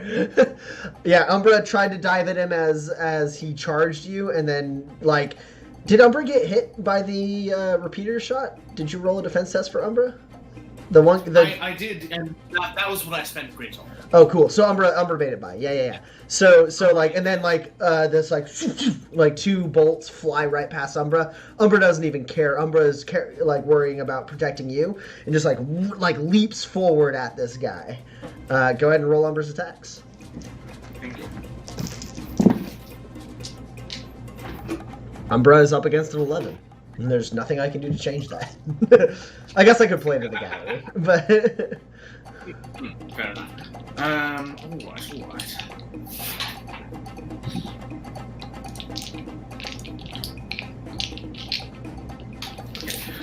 right. What are my negatives for the Umbra doesn't have any negatives right now, right? Correct. Because it's Umbra didn't get hit. And your highest was, what was it? An 11. Well, I just rolled 12. Oh, actually, wait, you're attacking the big guy, right? Never mind, my Yes. target is 7, but maybe I can do something about that. Nope, it's 7. So over 7, since he is the aggressor, that is 2 hits, go ahead and give him 6 damage with 4 armor piercing. Okay. Yeah. Umbra leaps forward, digs his horns into this guy's back as he's like reaching to like continue to pummel you. He lets out a shout. You notice as he turns and like shrugs off the hit that his armor is pretty dense and tough. He's still like there's blood on the tip of Umbra's like antler there. So like you're pretty sure Umbra like got through a bit, but this guy's armor definitely stopped him from being like skewered. But yeah, he does like shrug off like Umbra and like kind of like turn to like kind of get both you and Umbra in front of him as Umbra takes another attack, or Yes, he absolutely does. Umbra is up against a 9. Great. Come on now. Oh, good. Perfect. That is another 6 damage for piercing. Okay. He likes that one even less. He like turns, he turns and sees like you and Umbra in front of him, and he's like trying to decide who to go after. And like the moment he moves on you, Umbra like leaps forward with like lightning fast like precision and like gets him in the gut. Again, Umbra's antler doesn't really puncture the way it normally would, but it does press the guy up against the wall as he like shoves the horn out of him, and there's like a little bit of blood there. And he like steps with like a little bit of a limp as he like tries to like size the two of you up. And then as he's a little bit off balance, I'm going to shoot him.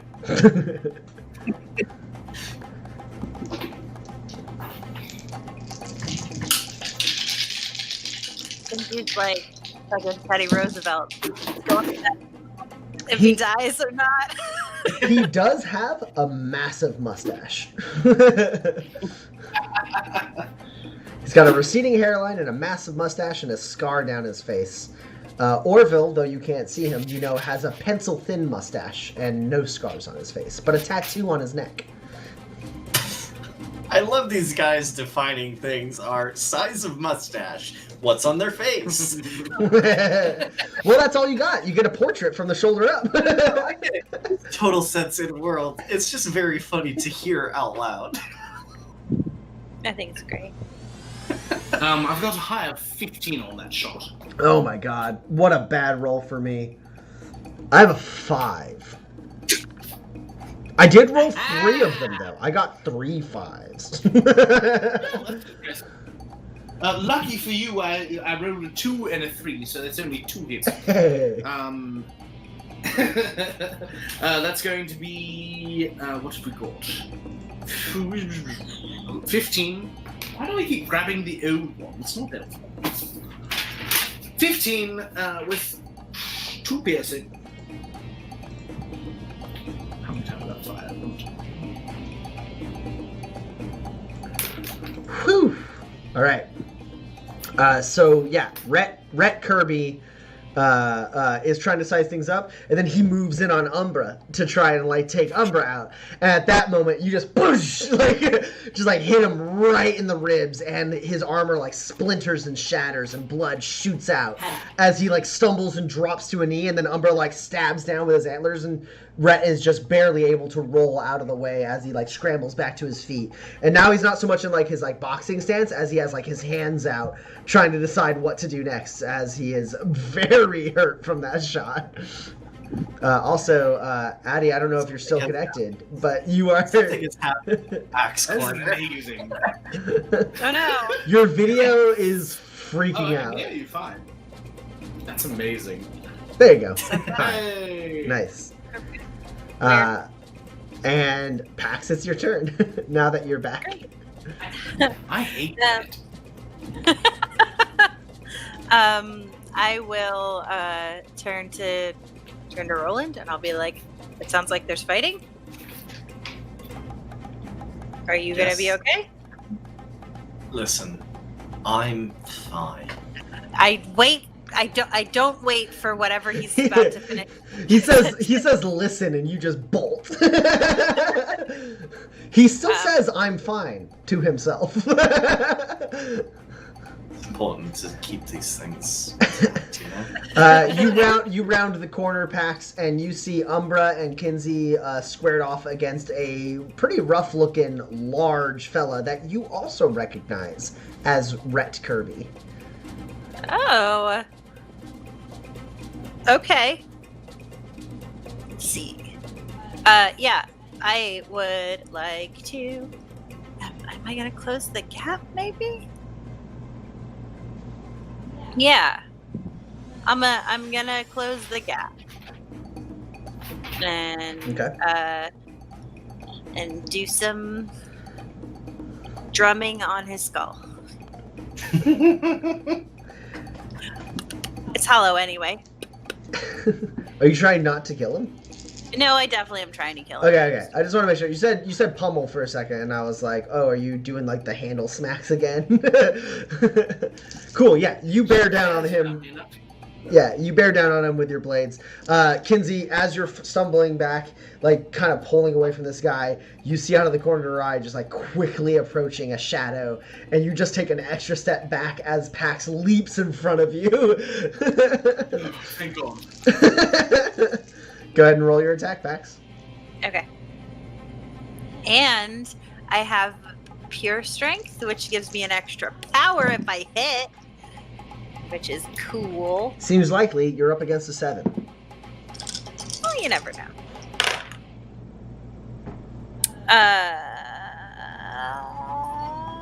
How much reliability do I have, and what is my target? Da da da da da. I hate that. Okay. Well, I have 2 net hits, which is 8 damage. And then I will attack a second time. Yeah, you'd like to, wouldn't you? You kill him with that. Oh. Yeah, you leap right in front of Kinsey. Kinsey pulls back like with a sigh of relief as you just like Superman punch this dude right in the collarbone in the throat with your blade and drive this dude who's like twice the size of you down to the ground, and he is stationary. Then that forces me to say my new catchphrase, why don't you pick on someone your own size? And then I kill him. Yeah. Can I close the gap on this other loser? Yeah, you hear like a stutter step as someone is retreating down the hall. You take a couple steps, like you pull the knife out, take a glance at Kinsey as you rush forward. Kinsey's already starting to move his rifle that way, and you turn the corner and you see this dude in the stout top hat retreating back. And can I close the gap? gap? Yeah. He's not too far. Yeah, you can close the gap. Okay. Well, because if I can't, it just means that I throw something at him. Makes no difference to me. Also, they came into the world on the same day. They should go out on the same day. Terrifying. This one you are up against an 11. Oh, rough. Okay.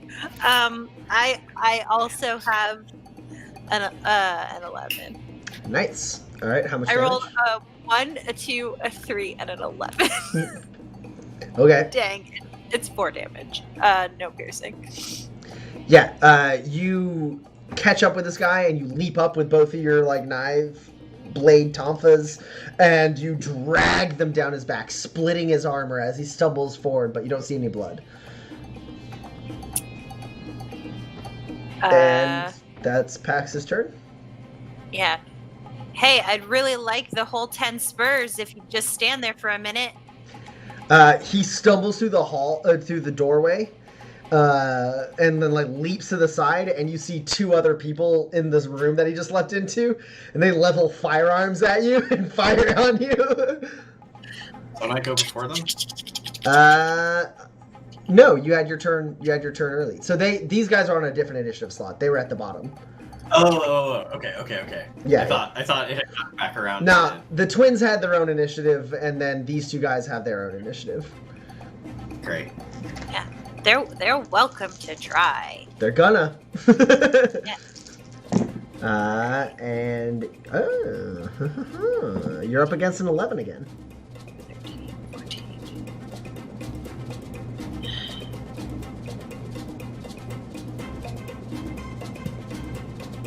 Okay. Oh no! Well, I guess you don't want to roll. All right, fine. Ooh, rough. All right. Well, I have a 14. Okay. So yeah, I may have mimed that they had rifles. They have pistols.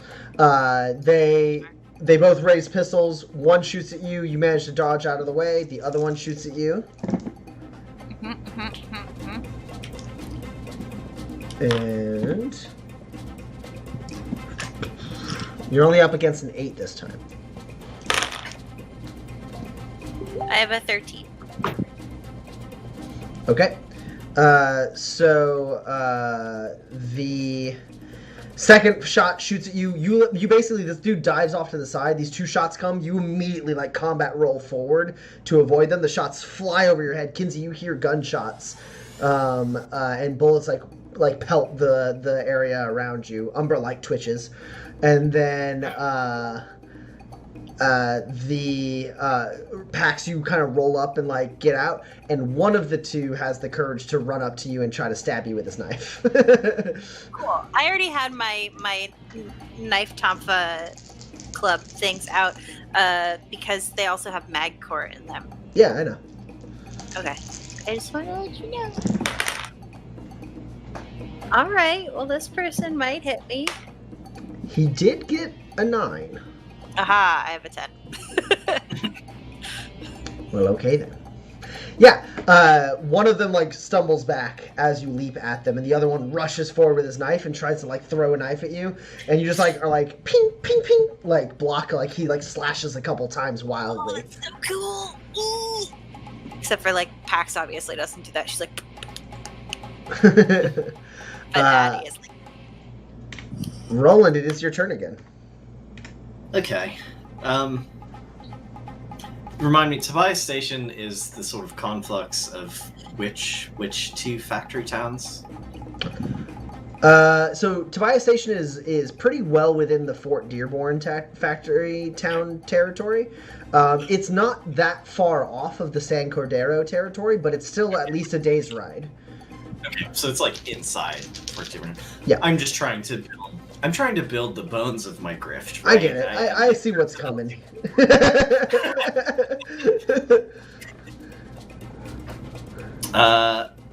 Yeah, I'll move up and take a look at who I see down there. You see one dead person at Kinsey's feet. Kinsey and Umbra are moving forward, and then as you kind of catch up with Kinsey, you see in the doorway Pax just a little ways beyond, engaged in like a melee fight with one person. Okay. Can I identify the dead man as Rhett? What's his last name? I forget. I Did you read the paper? No. Yeah. I read oh that. no! Okay. Okay. I read the paper on my walk to work. Cool. Then yes, you can identify as you rush in the two Kirby twins on the ground. Great. And I will like. Oh, sorry, the cover. one Kirby twin. I keep thinking that Pax killed the other one, but he made it through the door. Yeah, sure. I will like duck into cover, and then I will take a moment to like settle myself and prepare my best sort of like bounty hunter lawman voice. Orville Kirby, I've been tracking you since Fort Dearborn. Been a couple days now. Got a posse of 6 around outside of the building, so you can keep fighting if you like, but you surrender, maybe you make it to indentured servitude. Your choice. Go ahead and roll manipulate. I think there are things that would give you positives and negatives, so I think we just call this an even roll. Okay. It is my first impression. Oh, absolutely. Yes. I don't think dress to impress flies. He is inclined not to give up, but he also wasn't expecting someone to know his name.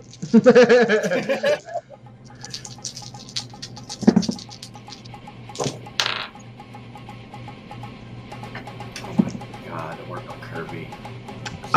You got it. He did roll at 11.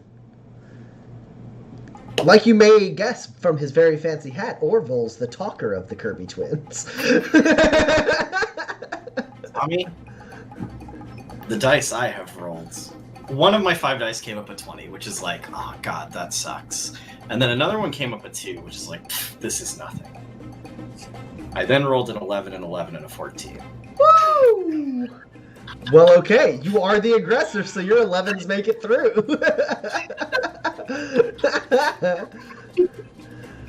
So how many? That's 3? Yeah.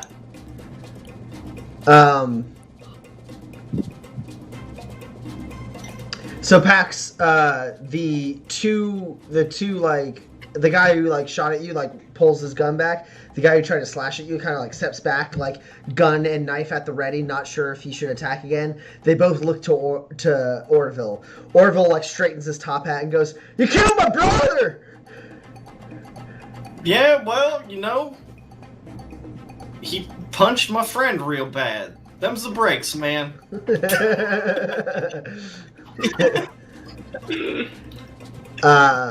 And Orville goes, he like, Pax, you see, he looks, he is wounded from the jackalope attack. And he looks at like his like bloodied like arm and then goes, "I'll step out, you take me alive?" That's the deal. All right, fellas, we're done for. We'll lay down arms. We might get a better deal. And then one of the two goes, "Hell with that!" And Orville will skip his turn. And Kinsey, it becomes your turn. As the guy who was like trying to stab at Pax, like. You see through the doorway as he like levels his gun to shoot at Pax, saying like "hell with that" and gets ready to keep fighting. Umbra's pretty quick, Frat. He can get over there. Umbra is incredibly quick. Yeah, all right. The door's a tight fit, but like it is designed for an animal to make it through, so Umbra can like get through. Pax, you hit the deck.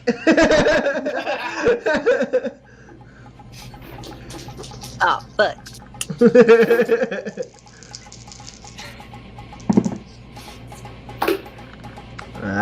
Umbra's up against an 8.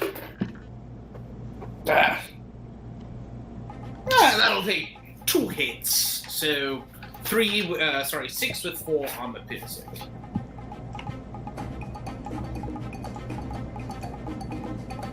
Or Okay. even better, I could just grapple him, couldn't I? You want Umbra to grab him? Like using his horns. Yeah, Umbra can show. Yeah. Umbra can do that if that's what you want. I don't think he'll die, and I like to think think it'd be- Umbra just like comes up and is like, and gets like the guy's like whole shoulder. Yeah, we'll do both. Umbra charges through. Pax, you hit the ground as soon as you hear Kinsey whistle. Umbra leaps over, stands in front of Pax. The dude stumbles back like aghast when he sees like this jackalope in front of him, and like also like the fact that Umbra like lands on either side of Pax, right? Like basically standing on top of Pax, but like not putting any weight on her, and then he like is shocked, and Umbra grabs him with his teeth, just like "Ow," and on the shoulder, and tosses him against a wall, and then slams his antlers into the wall, like piercing the wall. And the dude is now in a rating to grapple. Do you want Umbra to use his second quick action, or no? Wait, no. It's a grapple is a complex a full action, focused action. And so I got there. And so that is Umbra's turn. Kinsey, what do you do? I'm just going to intimidate him into staying. Okay, you walk in, like cock your rifle and like aim it right at him as he's pinned against the wall from your jackalope. Go ahead and roll intimidate at a +2. Jackalope on my side, so.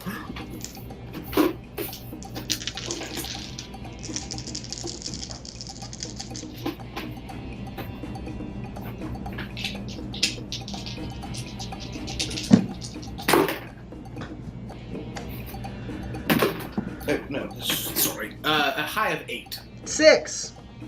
Oh, right. Yeah, that's one hit over 6. Okay, yeah. So he is pinned against the wall. His like gun hand up and his knife hand down, both of which are like in between the antlers, as Umbra has turned like at a diagonal. And you come up and point a rifle at him, and he just drops both of his weapons. We'll say we stay right there, shall we, old bean? And we will drop out of initiative as Orville drops his weapons. The other guy who was too afraid to come in at Pax like drops his knife and his gun, and then the dude who's against the wall like drops his weapons.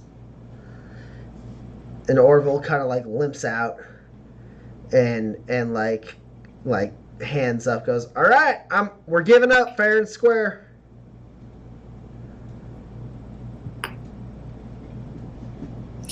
I guess I'm gonna take some of these machinery cubes I have and make manacles real quick. Sure. How many? Is it just one machinery cube for manacles? You get 3 manacles. You get 3 manacles for 1 machinery cube. Because Okay, manacles are consumable. I eat the manacles. Yeah, cool. I will mark that off. Yeah. My machine cubes are getting real low. Yeah. Orville takes off his hat and steps. I want it so bad. Like drops it on the ground and puts his hands up, and then Pax, you really quickly fashion some rudimentary manacles, and Orville lets you shackle him. The other guy lets you shackle him. Roland, you walk into the room. You do see at the end of this room, it's kind of like it's got like offshoots from it, but this room is kind of like a little storage area, and there are 2 unconscious workers in the corner. One of which, Kinsey, you recognize, was one of the guys who brought in Umbra. I think you wrote down his name, and it's that name. It's like Blaine or something. It's definitely here. It's either Clyde or Blake or something like that. Yeah. It's Clyde. Yeah. Clyde, one of my go-to manifests out of my pocket names. Pocket Clyde. So the guy who gave up like a little begrudgingly, as Umbra pulls off and Kinsey's got a rifle on him, Pax are able to grab his wrist and manacle him as well. And you're able to manacle all 3 of these because you made 3 manacles. Nice. Anybody else? Orville goes, no, I think unless Jake didn't, he was at the gate. Big fella, tall hat. Yeah, knock that tot up. Yeah, I figured as soon as you came through. These are awful tight. So what, we going to Fort Dearborn? There is there bounty from Tobias Station? So their bounty is good throughout the territory. Okay. It is issued by well, actually, it's issued by Las Brasas. But basically, I have to go there anyway. Roland, you're familiar with how Law enforcement structure and how bounties Yeah. travel across state lines. So basically, other places might pay out the bounty if they have the money to. The bounty gets basically the added costs of transporting these prisoners to where the bounty is like issued from. Or in the instance of someone like Orville, or these other two people who might go into servitude, they basically have to be transferred to Fort Dearborn or somewhere where there's a judge who can like determine what their actual punishment is. In those instances, the bounty might get cut a little bit if you basically offload them early. And you also probably know at this point that usually it's a sheriff that does this. Tobias Station doesn't have a sheriff, but if there's anyone at Tobias Station who could take in a bounty, it would be Captain Morales. Great. Let's go make friends. I'm going to toss, what's his name, Brett, on top of Umbra, and I'm going to sort of lead him through the streets of the city. Since I assume it's going to be pretty empty out, considering the storm. Yeah, you said Brett, but the Kirby twins are Rhett and Orville. Rhett is dead. Is it Rhett that you're tossing? You're tossing Rhett's dead I thought body? you were saying Brett this entire time, so yes, Rhett. Okay, cool. So you toss Rhett's dead body on top of Umbra, like I said, I'm gonna wake up Clyde. sure. Oh, Hey, it's fine. We fixed it.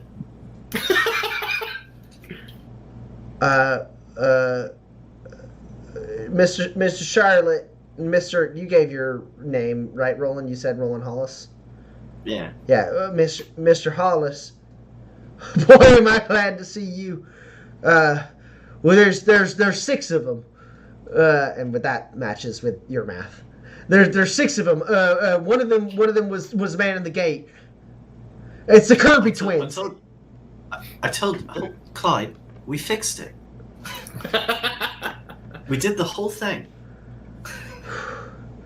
Boy, am I glad to see you. That's thank you, sir. Thank you very much. I'm in your debt.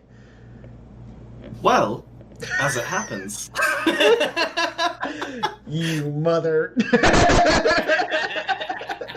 I do need to park my car. And don't forget Umbra. Yes, Umbra was instrumental. Should really be sort of like an honorary mascot for your stable at this point. Well, It's true, I'd be dead without it. I mean, I don't necessarily have the authority, but what I think I could probably swing, at least for starters, is a free month in the stables. After that, you may need to talk to the stable master, but I think I might be able to get that. What do you think? And the other guy's like, yeah, no, well, I'm with you.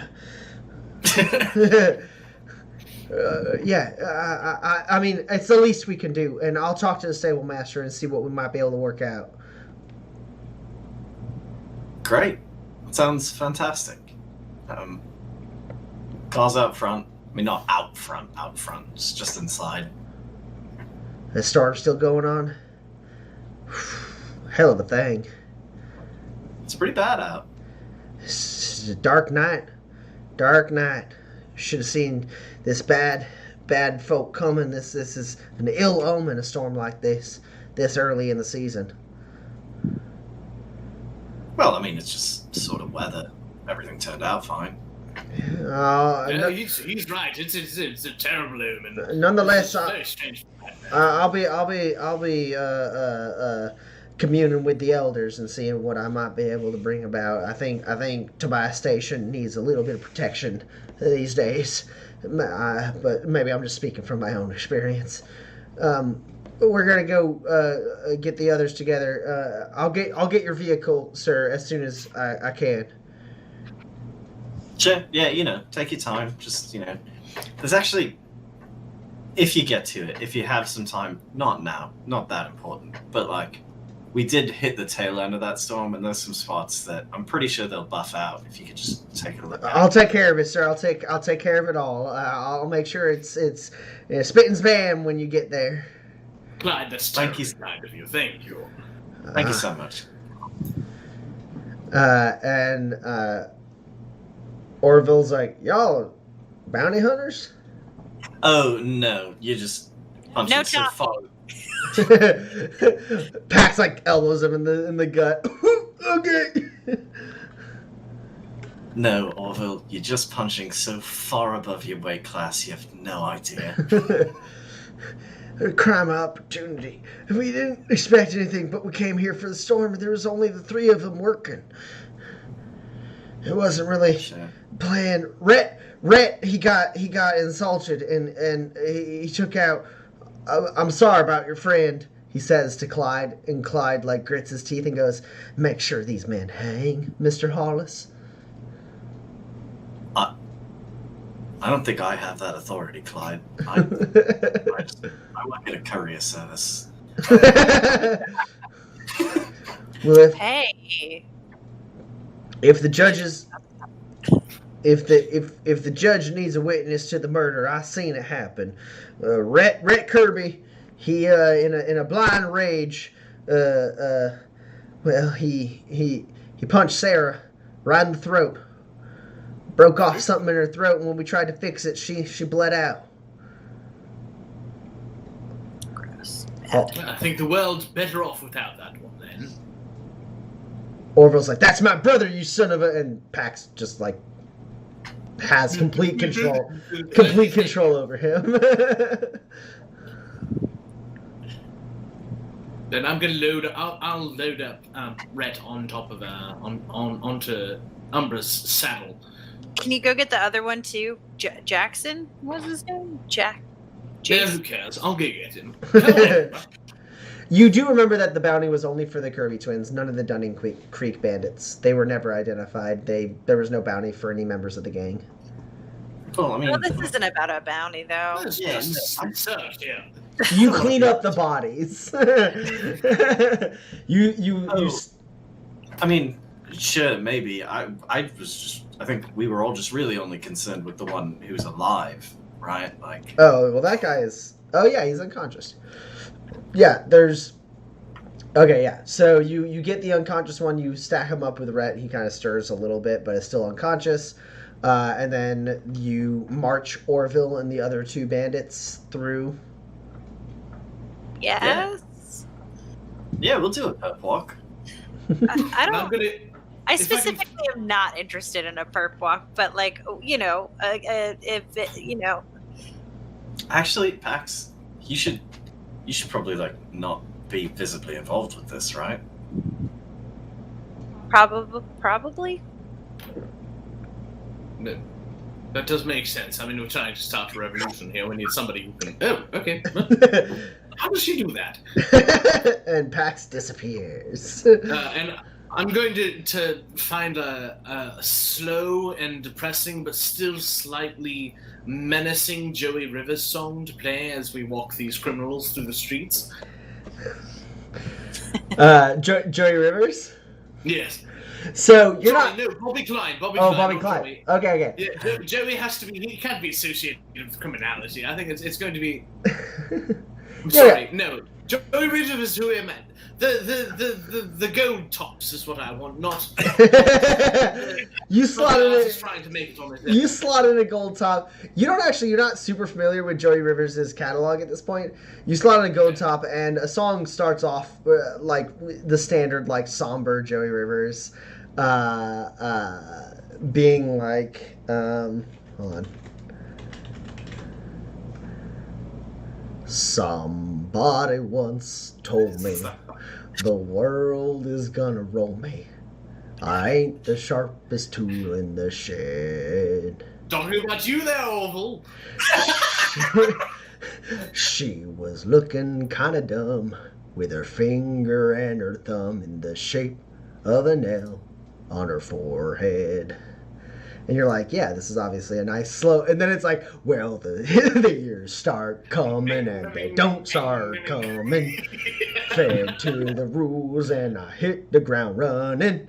And you're like, oh, this is a much more jaunty Joey Rivers song than I'm used to. And eventually, like, as you're like approaching, are you guys marching towards like the captain's like quarters, like towards security? You draw attention as you move through.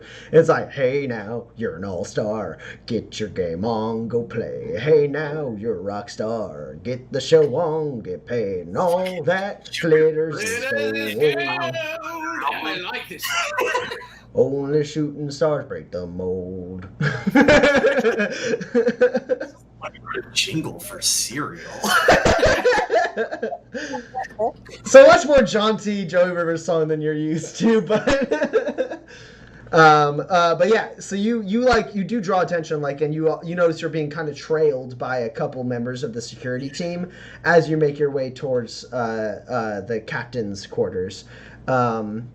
And Pax, you ghost out of there, and you march these guys right up. You actually do have to go up some stairs. Umbra has a little bit of trouble with it, but not a ton, because Umbra is pretty agile and a decent jumper, but it's still like obviously designed for people and not animals.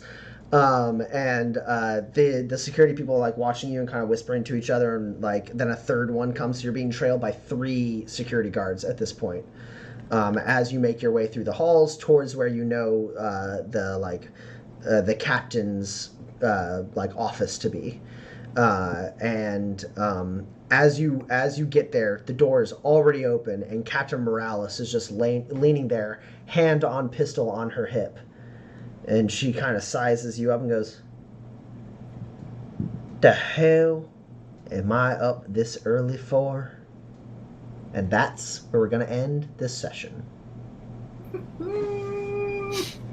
Sam. The fastest song to be identified in the history of the world. You listen to but one note. Not even a full word. Okay, so we have some questions in the Discord. This is where we're moving to Q&A. If any of you in the chat have any questions, now would be the time. It can be about the game, about the session, about the players, about the characters, about anything. Throw it in the chat. We'll answer it. Meanwhile... Before we get to questions, I actually have something. During announcements, I forgot to mention that if you want a copy of our game for yourself, our backer kit pre-orders are still open. Go to backerkit.com/manifesttheRPG, or you can go to our Kickstarter page, or you can really just Google it, and it will take you to the place where you can buy cool dice, cool pins, and cool RPG material. So if you're interested, you should go there and do that, because it's pretty awesome. Yeah. Ding. All right, so we have 2 questions in the Discord, so I'm going to read those off. And if any of you in the chat have questions, throw them in there. We'll answer them. All right, so Mazako asks, illuminated items are apparently a thing. How does that work? So I assume you're talking to the times we've even referenced in this episode. Items possessed by illuminated entities. Basically, if someone becomes attuned enough with their own luminescent energy, they can, upon death, transfer their consciousness into a nearby item. There's not like things like illuminated like there's not like magic items that are like illuminated, like items that are infused with illuminated energy. Instead, it's items that are inhabited by illuminated psyches. And the way that works basically is the person who is inhabiting that item can use their powers while in that item, but they obviously don't have any physical like attributes or anything like that. And either a willing or unwilling person in possession of that illuminated item could be possessed by the Everlight that lives within it. And that's, to some degree, what we saw with Rufus Nash all those episodes ago, like episode 15 or whatever, when Pax killed Rufus Nash. He said goodbye to her, and then his consciousness seemed to disappear and be replaced with the consciousness of someone who did not recognize Pax. And so that's more or less the basics of how items possessed by luminescent minds work. Yeah, it's like a finicky line, but there aren't illuminated items, but there are luminescent items, things that are created with luminescence, like the hard caliber modification, for example. And basically that's more like it's like a miracle crafting material, basically. Right. Yeah. Any amount of luminescence can almost universally replace a significant amount of cubes when you're trying to build anything. Yeah, but, it is.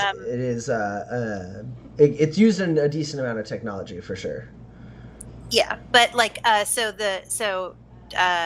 illuminated something would be something that basically has sentience and has been sort of like plussed into like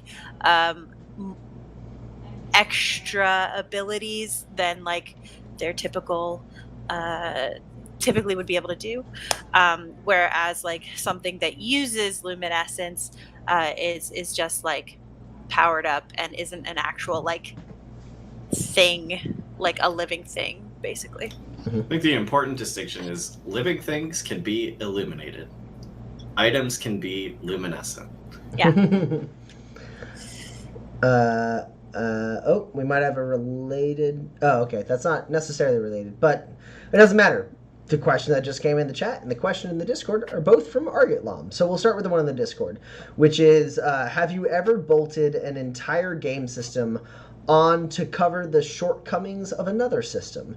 For example, the Lancer system is great when you want giant robots punching each other, but it is less great when you want two pilots punching each other or pilots doing subterfuge between mech missions. I was thinking about this one today, trying to think of a time that I like straight up just like took elements of one system to like fix another system that was like lacking in some way. Go ahead. Go ahead. Shoot the shit. Yeah, I mean, Yeah. the easy one is shoot the shit, right?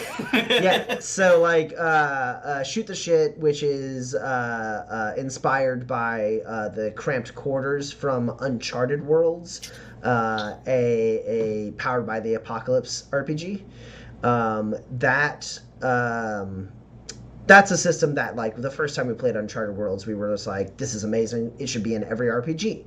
And so, like, tons of RPGs. I've even done it in Shadowrun, where I've been like, it feels like we don't really, like, no one feels like they have the like, time to, like, interact as characters. They're struggling to find moments to RP with each other.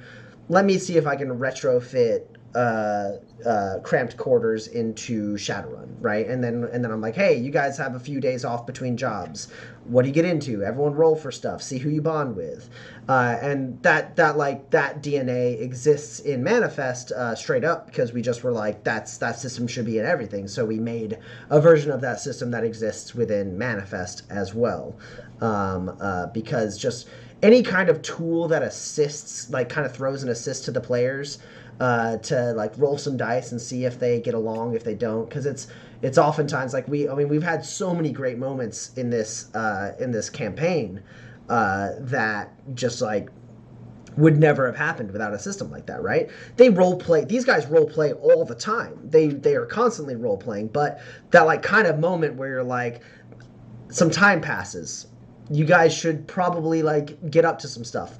I don't really have anything to throw at you that won't make you think like, oh, I'm a player, I should roll observe, I should roll this, right? It's just time for people to chat. Like that's like when we get like Kinsey and Pax getting mad at each other and walking off in opposite directions so that Kinsey can bump into Samuel Hofstetter. Like I knew Samuel Hofstetter was out there, but like the fact that they role played that moment just gave me the perfect like opportunity to be like, he's out there, you find him. Like, and it just made a much more interesting story because we gave the characters like a mechanical way to like fuel role play. And so like that's an easy system to drop into anything. I don't know if I have any others though. That's the only one I could think of. I've twice, it's not necessarily like to cover a shortcoming, but I have twice just crammed Edge into the finale of my D&D campaigns because I run D&D for a bunch of people who play Shadowrun, and it's a nice like narrative thing right at the end to be like, hey, guess what? You got Edge now. Nice. And I know, Tommy, like, your one major gripe with D&D is like you roll a d20 and whatever it says is what it is. There's no like averaging out that curve with like skills or anything. Yeah, I always want there to be an expendable resource in every RPG I play that I can be like, no, this test is important to me. I will spend resources to make it work. Yeah. I typically, unless there's something that I really love that I can adapt to the system that already exists, I don't necessarily like, I won't take two different systems and sort of mash them together depending on the scenario. Instead, I will like basically be inspired by a systems mechanic that will help out, because I find that like keeping the system consistent is really important for the players, because a lot of times players will end up being like, wait, what? Oh no, am I switching to like different dice now? Or like, what's my pool? Is the system like how do I succeed now? You can do it. I find it's easier to modulate the thing that you wanted, like the thing that you like, to take it into a different system. So like for something like the Lancer system, which I haven't Lancer system that I haven't actually played, I would imagine that the like mechs have different stats. And I would probably like microtize that scale, so like you're not rolling for different successes or drawing or whatever kind of like randomization mechanic you're using for like the pilots in between. Or I would use shoot the shit and then make it narrative at that point. Hey, they want to get into a fight. They get into a fight. Who do you guys think wins? What do you think happens? Maybe they settle the fight with big punching robots. But for me, I don't. I tend not to make a pastiche. If I do have different systems running all at once, the players never change the system that they're playing. So like I once upon a time ran a game that was Shadowrun, D&D, and Uncharted Worlds all at once. But I was the only one playing multiple systems, and everyone else was playing just the one system that their character lived in. So yeah, I don't know if that's helpful. I find generally, this feels like sort of the last thing on this maybe, but like I find generally grabbing other stuff from different systems I find works best when it's covering small things.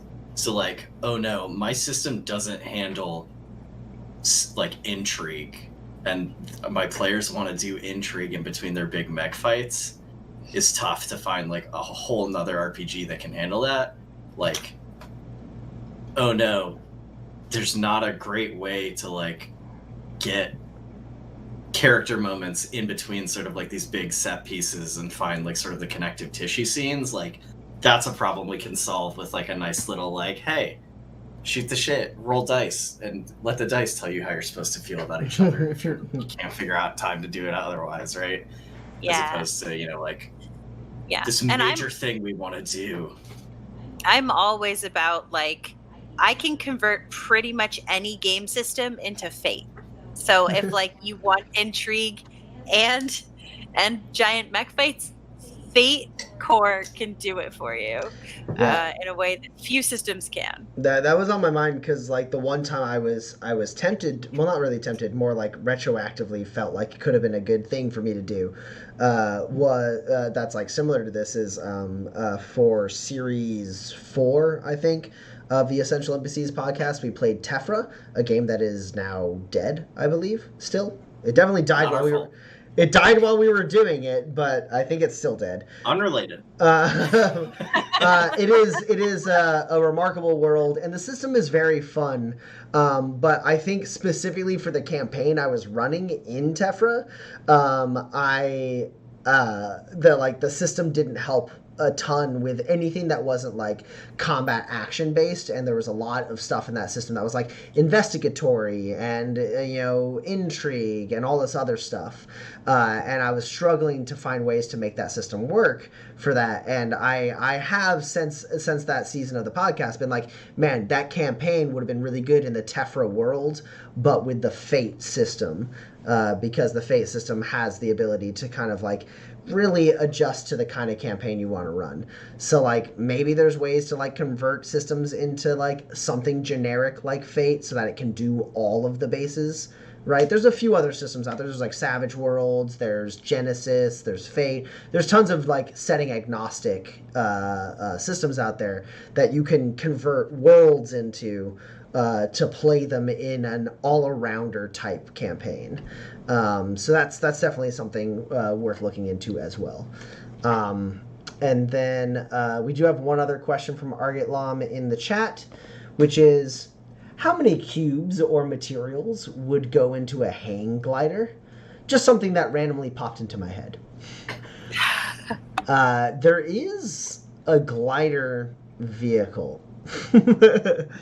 I believe it's a powered glider. I think I can answer sort of the real question here, which is I did ask Tommy like a week and a half ago, like, how many cubes would I need for sort of a one-use gliding system in case, oh no, we drove off a cliff? And he said like 15 to 25. He was talking about attaching it to a car. Yeah. I feel like I can infer the wavelength that Argit Lam is on. He's previously said Bumbles is a spirit animal. For the powered glider vehicle that does exist and has stats, that is 10 machinery cubes and 4 tech cubes. And yeah. Apparently, according to the chat, though, Dan, this is accurate, what you were saying. A large gliding system, yeah. I would, as a GM, probably throw 15 to 20 at that, and I imagine it would be probably something that would come up through a 4-grit expenditure for a flashback, as a car flies off of a cliff being like, I want to spend 4 grit. I flashback. How many cubes do I need to make a gliding system for this car? That's when I would say 15 to 20. Also roll. Let's see how bad it is. Yeah. Sweet. Okay. I don't have any other questions in the chat. I don't have any other questions in the Discord. So I think we are done for the evening. This is where we will end this stream. We will be back on again August 4th. So it looks like we will see all of you next month. Enjoy this sweet, sweet music from Seth Lilly. Waypoint by Seth Lilly. Enjoy. Aww. Bye.